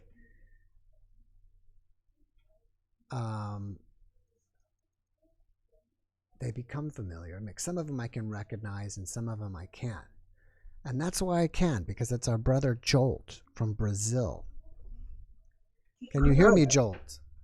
Yeah, I hear you. You hear me? Yes. We were talking earlier about orbs. Have you ever seen orbs before? Orbs. Yes. Well, what do you mean by orbs?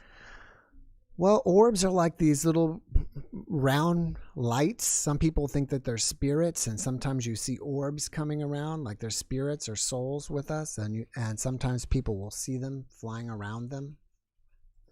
Sometimes they show up in pictures or videos. Does that sound familiar? Well, I saw a lot of stuff, but I can't say if it was orbs. No, You can't say it was orbs, though. All right. Is it hot or cold in Brazil right now? It's almost hot. It's almost hot. Now it's in evening. It's a bit cooler, but because it was like a few weeks with a lot of rain, so it gets a bit colder, but not really cold. But it was some days it was a bit colder. Now, I mean, right. The cold here it's different than cold in the States. Right. Now, do the people in Brazil, do they believe in a lot of this paranormal stuff like ghosts and life after death and stuff like that, or are they more, traditional, non-believing? It's mixed. It's some people who believe in these things, and some people who not believing. And this last time, it's a lot of this Christian evangelical Christians thing, but that's growing here too. Oh wow, yeah, because I thought Brazil would be a predominantly Catholic country. Yeah, initially it was. But now it's becoming evangelical. Like these last 15 years, the evangelical thing grew very strong. Interesting. So it's a good business, It's a good business. So what is going on? Have you had any new experiences lately? No. Well, the last time we was speaking, we was in the story, but I just let the story in the middle. Right. So okay. we can take it back. Okay, let's continue. So just to make it for who'd pick it up now. It was I had a trip, and in this trip I had a telepathical conversation with my girlfriend, and at one moment you had a telepath. Now was she alive? Your girlfriend, even though you're having telepathic conversation. I don't know more about her. I lost. You lost track of her. Completely with her. I don't know. I even searched for her in Facebook, this thing, but I didn't find her. So okay. So this was in '75. So it's a long time ago. Long time ago. But going back, we were sitting in a square in an open coffee, and we was talking and looking, and it was some people playing, and we had this telepathical conversation. And at one point, I asked her not that asked her. The question went up in this conversation. Then, because one of the things is the topic. It was like life is a game, and one of the things what came up is if life is a game, why all this suffering? And the other thing in the conversation is like God is everything. And at this moment we had a hug, and in this hug it's like some kind of entity came through her and said like a strange entity, but anyway the entity said like if God is everything, I'm God too. So I said yes. And at this moment, this entity came to me, and I went like to a really living hell. It was really a heavy suffering. So I started to run in the streets, and at one moment I jumped into a wall just to try to knock me down to stop the suffering. But this was really like a spontaneous thing. I wasn't really thinking. It was just like I just did. Can I ask you a question? Yeah. Why do you think we all suffer so much on the earth? Well, because it's a part of our freedom. That's we're free to try things and we can the thing can turn out good or can turn out bad.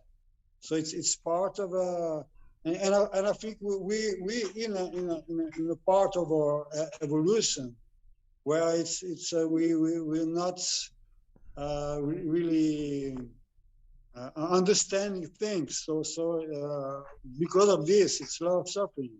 I mean, if you would, I think maybe I don't know in some time ahead, we got over all this suffering. I think it's always a bit of suffering. That's part of things. But I think now in this moment, it's like 90% of the suffering that's unnecessary. It's just happening because the humankind it's really kind of stupid. So it's Are you saying that we're doing it to ourselves? Yeah. Individually or collectively? Both. Both. It's like let's say the level of evolution of the human being is like I don't know. It's like when you take a little baby and he just shits himself, and so it's the same kind of thing, The human being God is smart. It's smart enough to make a civilization like this, but it's not smart enough to live in a way together that didn't cause all this suffering. Yeah. All right. So I interrupted you. You were speaking to your girlfriend about this suffering, right? Yeah, about the suffering and about that God is everything. All right. So if that makes an interesting thing, God is everything, but there is suffering still at the same time. Yeah, but suffering is part of God too. So God wants to experience. Is that what you're saying? Yeah, somehow. See, but God wants to let all the beings that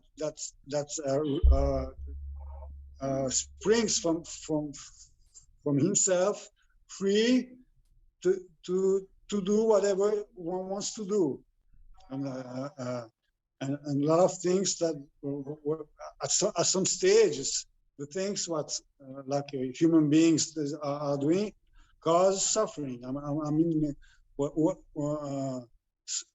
I think sometime we'll get over the suffering, but in this moment, it's a really heavy suffering, and it's like when this entity came into me, it really came with all this suffering that's going on. It's like you can feel the whole suffering of the world at one time, inside yourself. So it was a real heavy suffering physically, spiritually, and mentally, in all senses. So I started, yeah. Well, I was going to say, what do you think is our way out of the suffering, if there is a way out? Yeah, I think it's a way out. I think it's the way out is the realization of our divine self. But this needs a little evolution.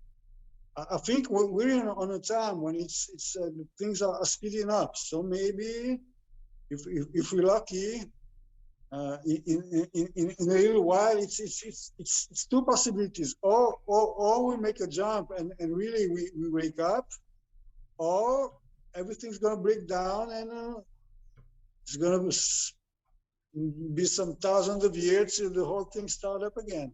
I don't know. Start over again, yeah.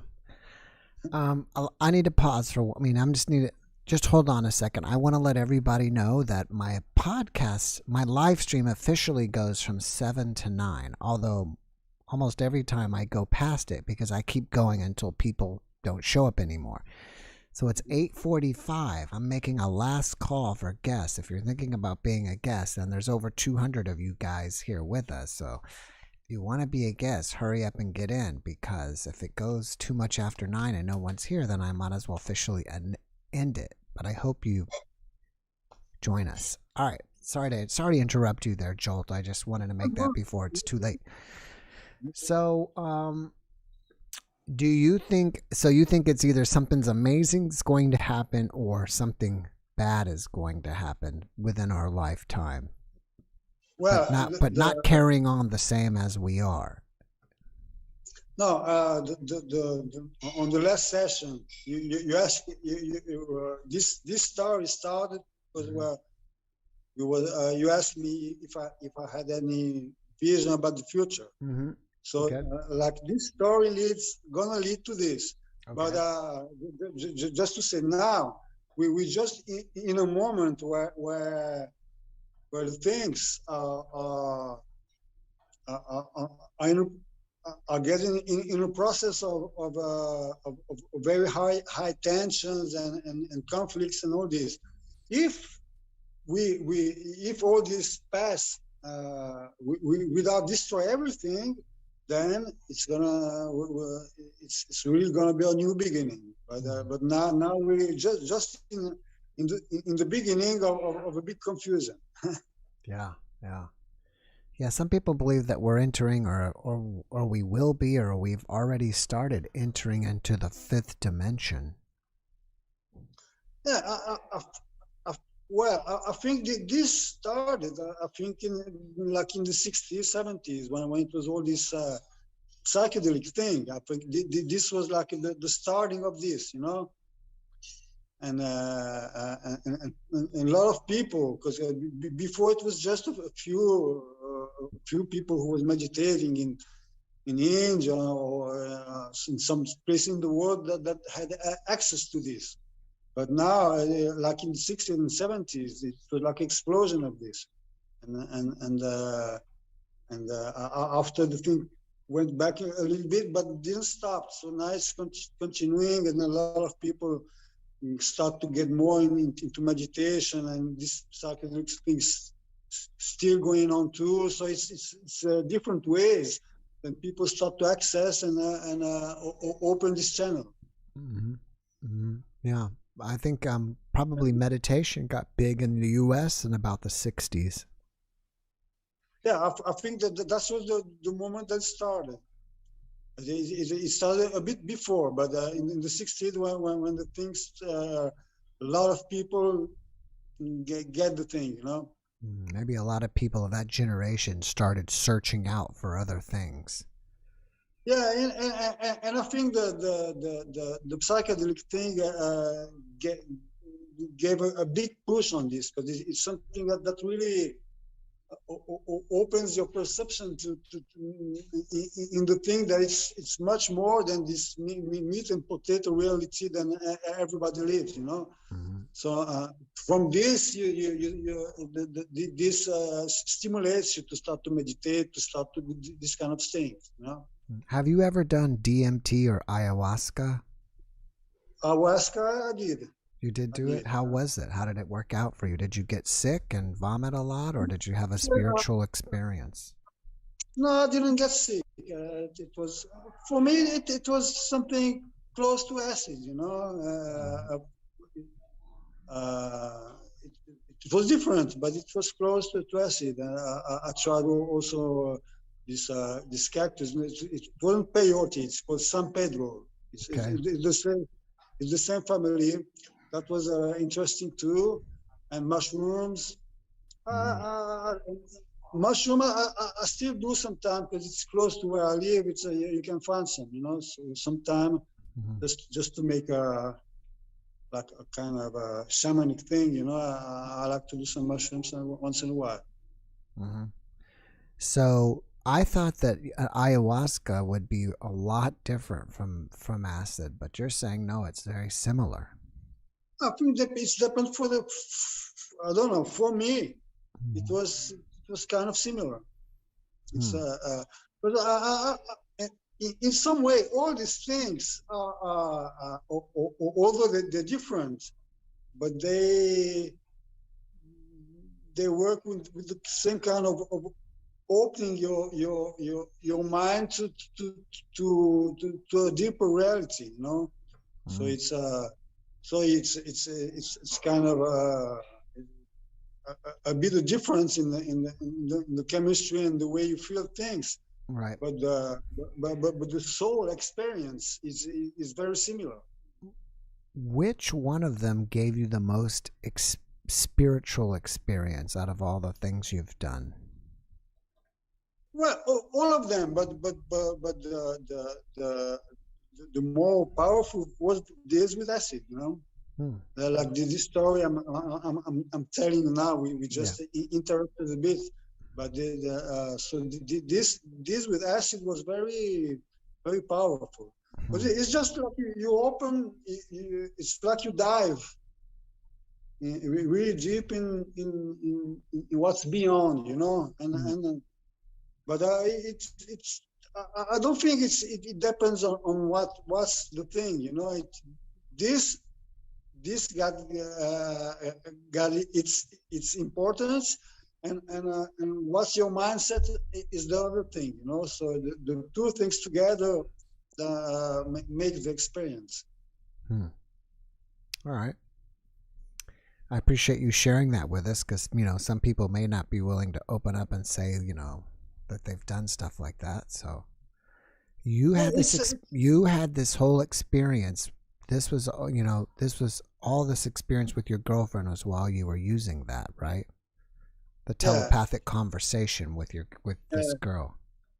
Yeah. But I had before I had one I already told before with the music. Yes. And this is like the continuation of it. And so I'm sorry, go ahead.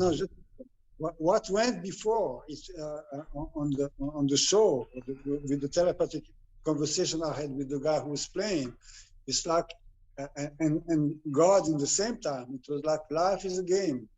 So in this conversation with my girlfriend, this topic came back. It like this was something that was on my mind, in my soul, and I was really thinking very strong about the meaning of life, the meaning of what's going on. So, have you had any of these spiritual experiences when not using psychedelics? Yeah, I had some. I had inclusive like past life experiences too. When you had the past life, were you meditating, or what were you doing when you had that experience? I was with some friends. The first time I was visiting some friends in a place in some mountains, and somebody put a record of Buffy St. Marie. I don't know if you know her. No, a record of who? She's an American native Indian. What is her name again? Buffy St. Marie. Buffy St. Marie? Yeah. So you were listening to a record of Buffy St. Marie, and she was like chanting an American Indian? Yeah, but the moment somebody put this record, I didn't even knew her music. I knew her name, but I didn't knew what. But when I started to hear her voice, it like took me back. It took me in this American Indian memories, and I just get in this whole situation of tribes and in the feeling of it, and I just saw this, and it was very strong. When this person came back to what I was, it was like wow. And after I checked the record and I saw that was her, but just the voice of her took me back like in this experience, and I didn't took nothing, you know. It was just like, and in another moment I had the same kind of experience. I was with my girlfriend and another friend, and I just got a little like a little tired, and I went to just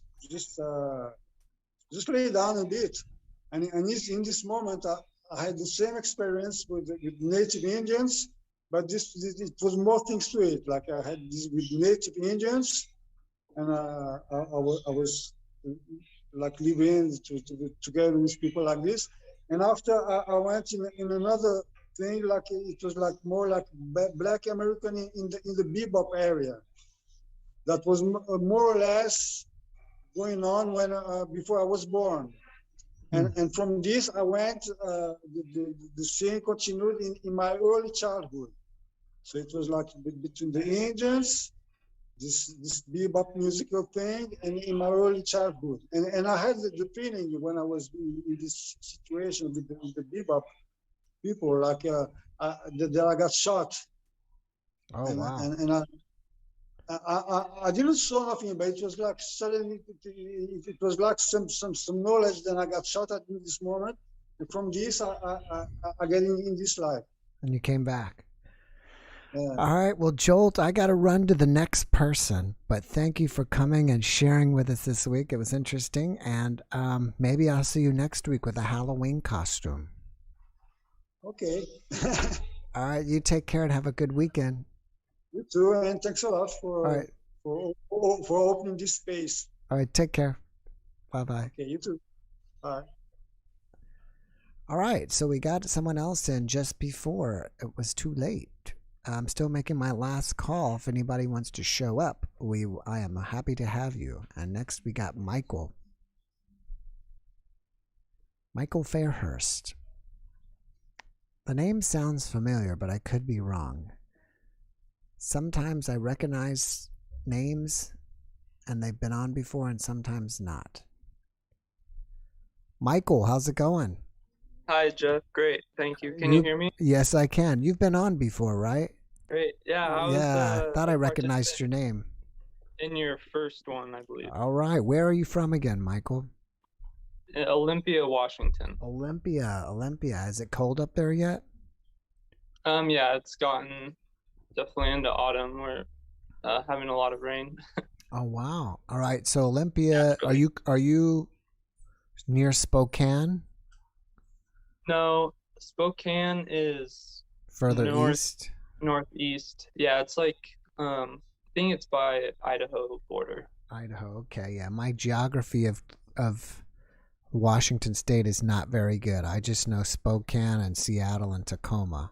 But I know the name Olympia. Hopefully they'll have it memorized for next time. If it helps, it's the capital of the state. There you go. So what's going on with you this week? What's going on with me? Spiritually, paranormally, what do you have to share with us? Sure. Well, my main incentive on joining tonight's show was just jumping on as I was having some dinner, and I caught the last guest from Brazil. Mm-hmm. And I think the subject that I wanted to touch on was psychedelics. Okay. Have you done them? Yes. All right. Which ones? I've tried what I would consider acid, but it wasn't tested or verified. It's kind of shoddy, like you're not really sure with a lot of the street stuff. Right. I've for sure done several trips on shrooms, and what else? Have you done ayahuasca or DMT? Nope. I've smoked a lot of weed, and I'd consider that a sister psychedelic, and just the effects that it's a boundary dissolving sort of experience like psychedelics, but just to a lesser degree. Okay. At least that's what it was for me.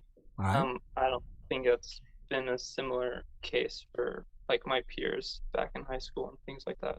But I'm mainly actually advocate to not do them. Oh, wow. That's interesting. Why is that? Yeah, well, from personal experience, it's left me really ungrounded overall. I mean, there was abuse with the relationship on a lot of the substances, so that like is a factor. But in general, just as a blanket statement, the Western world is not the same body type or composition that people would have been like even in the mid 20th century. We're like completely exposed to a myriad of pollution and other factors that have changed our body composition and ability to deal with stressors and things like that.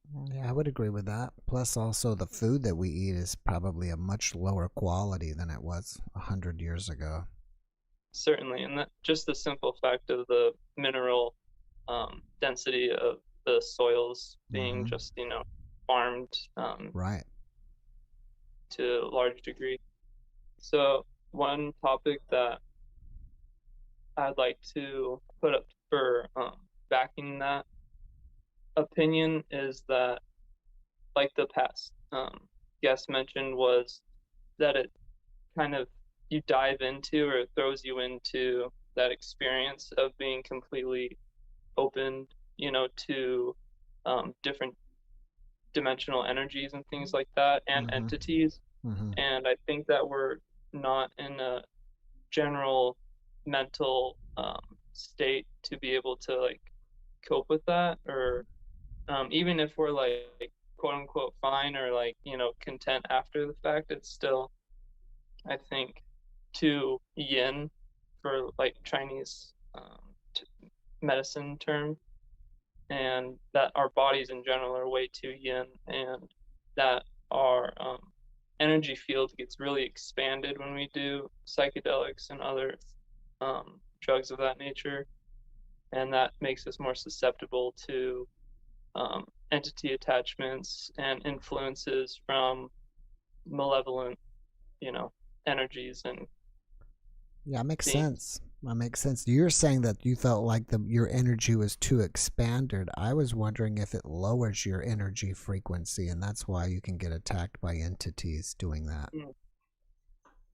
I think it's a two-way street.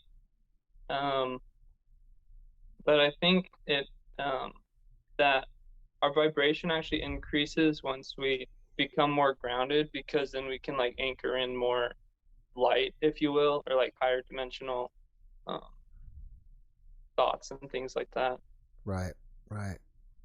So what is your spiritual practice now? Do you meditate, or what are you doing, if anything?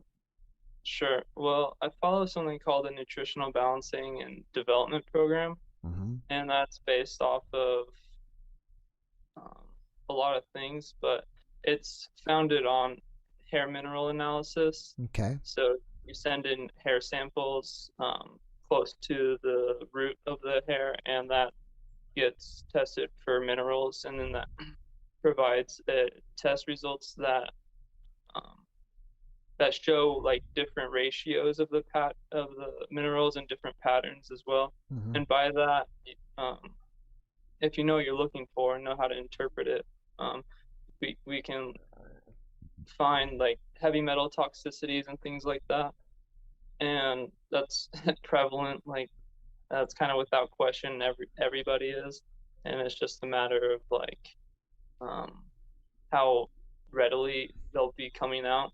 It's just a matter of time, as opposed to like if you have them. And so there's detox procedures and diet and lifestyle to all assist in the removal of them, which creates let me ask healing you. reactions. let me ask you this. What did your analysis show? Were you deficient in any minerals when you had it done? It's not so much deficiency, but like toxicity. It's really focusing on heavy metals, so like copper and aluminum and mercury, um, manganese, and others. So you had an excess in those minerals then? Absolutely. Do you feel that hair analysis is accurate? When you're looking for minerals specifically, yes. But if you're looking for what's, well, I mean, it's accurate in showing what's going on in the body at the moment. But if you're looking for direct, like, blood, content or results like that, then obviously blood draw and things like that would be helpful. But if you're trying to assess minerals of the body, that's blood or urine or anything else won't provide that, because I think the main reason is that the hair and nails are exploratory like deposits, I suppose. And so that's where all of the our just composition gets like pushed out of in kind of simple terms. Right. I wonder if you and anybody in the audience have seen this. I don't remember what it's called. And I think there's two ways of doing this. There's either you soak your feet in some kind of bath, and it's supposed to pull heavy metals out of the soles of your feet. And if you see somebody who does it, it'll like turn the water green and all these dark colors. Or there's a way where you put something on your foot, like a sock or something, and it absorbs all those heavy metal toxicities. Have you seen those before? I may have heard of that, but the heavy metals are like lodged deep in our tissues, like in the liver and adrenals and like all over the body. It's if anything, you're just pulling out like, I don't know, grime or from the pores in your feet or something of that nature. I don't know. Yeah, I don't know. I mean, I don't know for sure if it's working or not. I remember, I think in the 90s or early 2000s, late 90s, early 2000s, it was kind of a big thing. I don't know. I haven't seen it for a long time, but I thought I saw something like that pop up on Facebook. It sounds kind of like just like a convenient sort of like fad. Now, I don't know if you've heard of this, and last time I mentioned some health stuff, and I'll mention my health tip tonight. I am really into eating broccoli sprouts. Have you ever heard of eating broccoli sprouts? Would that be like baby broccoli? Well, no, what you got to do, and it's not hard, is what you do is you got to get broccoli seeds and then soak them in water. And there's a little thing that you do for about 5 days, 7 days. I think it's 5 days. And you grow the sprouts out of the seeds. And if you have and it's best to do it yourself, because if you buy it at the store, you don't know how old they are. And after a certain time, they're not as powerful as they used to be.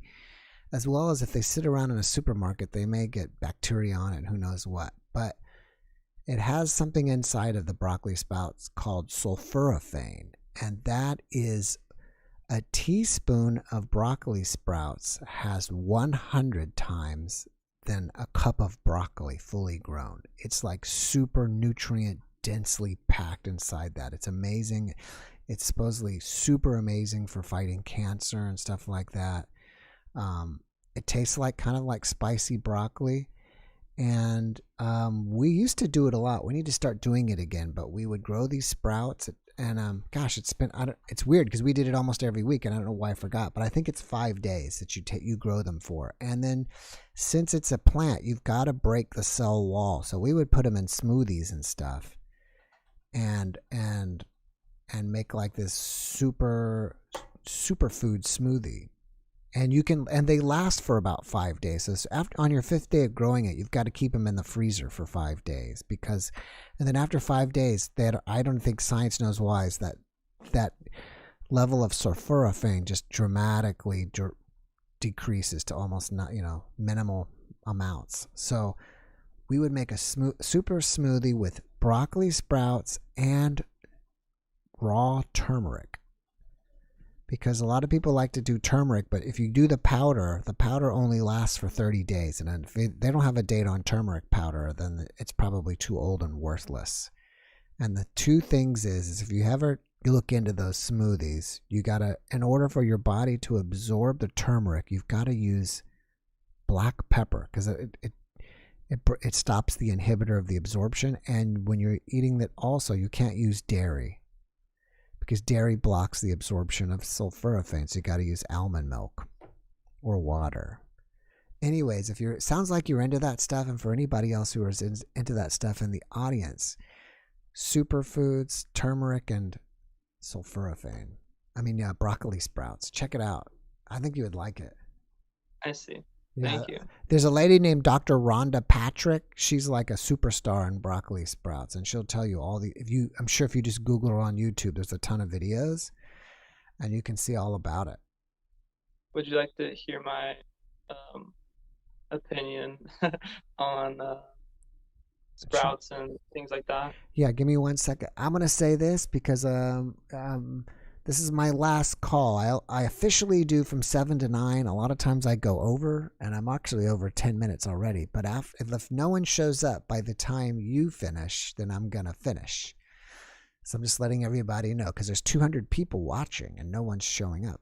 And no one wants to join, and that's okay. You don't have to join. I'm happy to have you here to watch. But so, all right, tell us your opinion.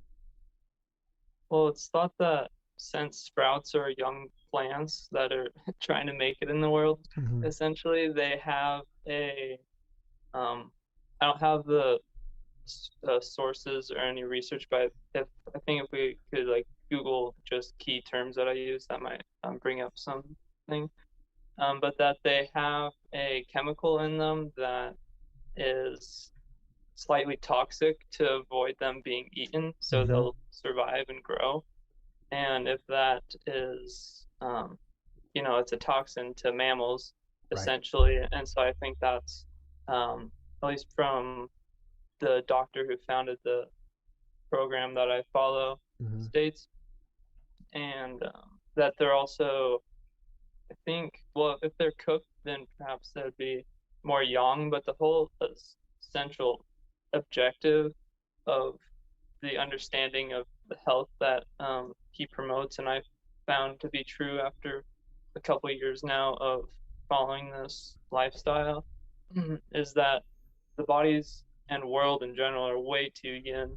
So that's like chaotic, ungroundedness, irrationality, that sort of branch of life. And in an effort to become more yang, there's diet and lifestyle and different things that are in place, and this can be thought of and implemented as the sympathetic nervous system state and the parasympathetic nervous system state, and that's also known as the fight or flight response.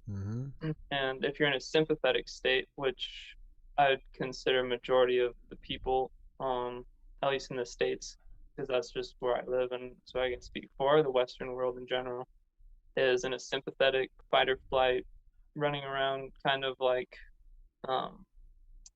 way of being, and that to turn off the sympathetic and shift into the parasympathetic, the body and lifestyle and mind needs to become far more yang and grounded, and that's done through cooked vegetables, near infrared light saunas,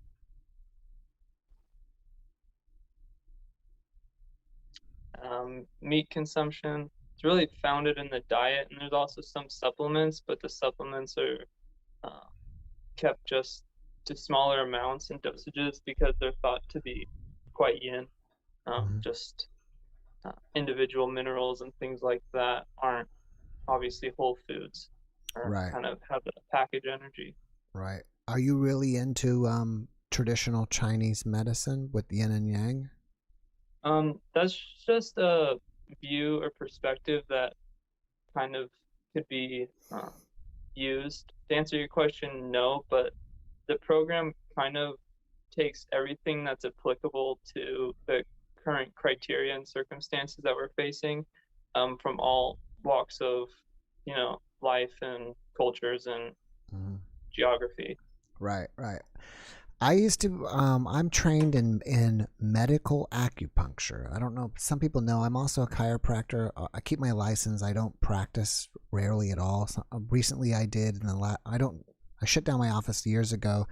I covered someone's office about 6 months ago. But when I used to do medical acupuncture, it's kind of a stripped down version of traditional Chinese medicine, and that in acupuncture as well. So I learned some of the traditional Chinese philosophy with yin and yang, and yin and yang goes into everything. I mean, it goes into all aspects of our life, and it's very, very fascinating.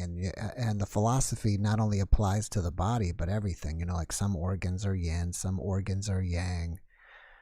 Usually the yang organs are the hollow organs like the stomach, and the solid dense organs like the spleen is a yin. And what's interesting is, I'm sorry? Have you heard of toxic yin or toxic yang? Well, in acupuncture philosophy, in acupuncture diagnosis or whatever, the diagnosis would be, it's just we need to be in balance in acupuncture. So in acupuncture, it's either your certain meridian is too hot or too cold, too high, too low, and you're trying to bring balance. And they'll have diagnoses like in traditional acupuncture, like you've got too much fire in your spleen. And so what's fascinating is that one thing is that in yin and yang philosophy, and I'll leave this for a fascinating thing that everybody can think about this tonight. And this is yin and yang saying this, and from what I learned, it's not me saying this, so it may ruffle some feathers. But yin does all the work, but yang makes the final decision.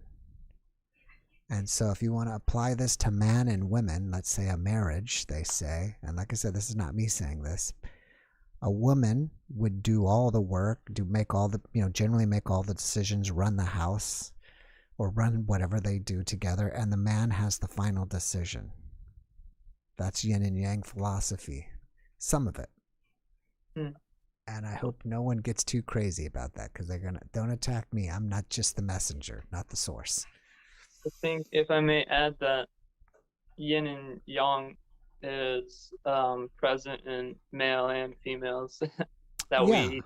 So yeah, within your body, yes. But I think if they take a bigger picture, man is yang and woman is yin, is the big picture. But yes, you're right too. I guess in a relationship, maybe that's what they mean. Well, I think my personal view of male and female relationships is that in the natural, I suppose, world of just nature, that the male is like a pole that's like grounded, and women are able to cling to that pole. They have like a groundedness. Otherwise, not to say that they can't be grounded in and of themselves, but I think that's just the natural symbiotic dynamic, is that the male is a pole, and then a woman is able to cling to that and be able to benefit from that, and then the male is able to benefit from that emotional awareness that the female provides, and that more connection, if you will. All right, before we go here, I want you to do one thing for me. Can you make that? Can you strike your gong for me? I can. So how soon are you looking to finish? I'm looking to finish now. Okay, sounds good. May I ask you a question before we depart? Sure, go ahead. Sure. Was there a particular or significant event that had prompted you to start researching different facets of life, such as NDE, and resulting in this podcast? Well, that's a long answer. I'll try to shorten it. I started the podcast about a year and a half ago. I've been doing YouTube since 2006, even before Google acquired it. So I stopped being a chiropractor, becoming a professional quote unquote YouTuber, and I got very successful in children's videos. So my children grew up and I had to do something else that was all about me. So I started the podcast about a year and a half ago. I'm inspired by Coast to Coast AM because if you know that radio show, and if you don't, it's a radio show, well, at least in Central Time in the U.S., it's on from midnight to 4 a.m. Wherever your time zone is, you can kind of figure that out. And it's kind of like what I do. Well, they do a lot more paranormal subjects than I do, but I'm interested in all the paranormal stuff besides NDEs, and I guess it's a good time to say that the majority of my stuff is NDEs, but I don't consider myself an NDE YouTube channel. I mean, I have many things, but the majority of what I do is NDEs, if that makes any sense.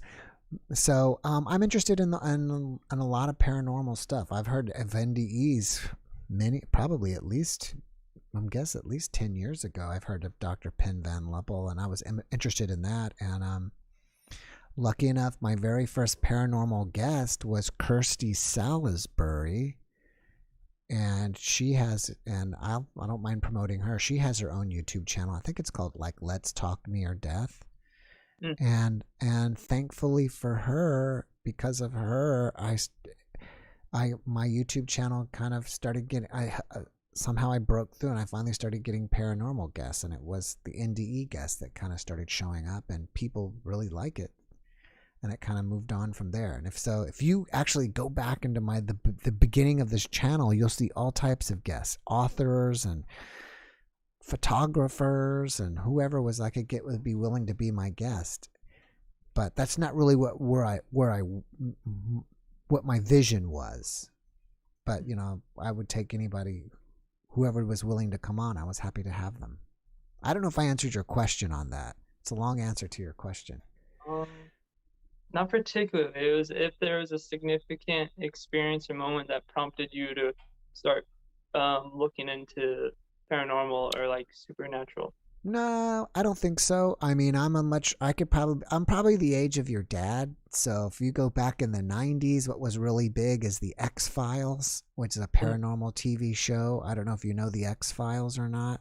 Yes, I've watched it. All right, so that was really big in the middle to early 90s. I guess I don't know how long that went on. So that had my interest, and I think I go way back as even when I was a kid in the 80s. I used to love to watch I don't know about love, but I enjoyed watching The Twilight Zone. I don't know if you know, this goes back, I think it's a TV show from the 60s, and that's kind of a mystery type of show. I love that, and I love sci-fi too. Okay, well, I'd like to just recommend an interesting research topic to you and the rest of the audience. Something called nutritional balancing and development science, and I promote it just because of the impact that it's had on my life. And I'm not a practitioner, I'm just a client, so I have no like financial strings attached or anything of that nature, just as a purely sole effort to try to be of benefit to even one person. So the website's drlwilson.com, drlwilson.com. And I think it's a fascinating read, even if it's not something that, sparks interest. So have you gotten amazing results from this work personally? Yes. Like what? What can you share with us? How have you changed? Well, I've, if anybody is actually interested, I do have a testimony on that's I did on YouTube, which I went into depth, but short terms, I had an abusive relationship with marijuana starting at the age of 14, and that had stemmed from just not being content or accepting my circumstances and reality and looking for an escape.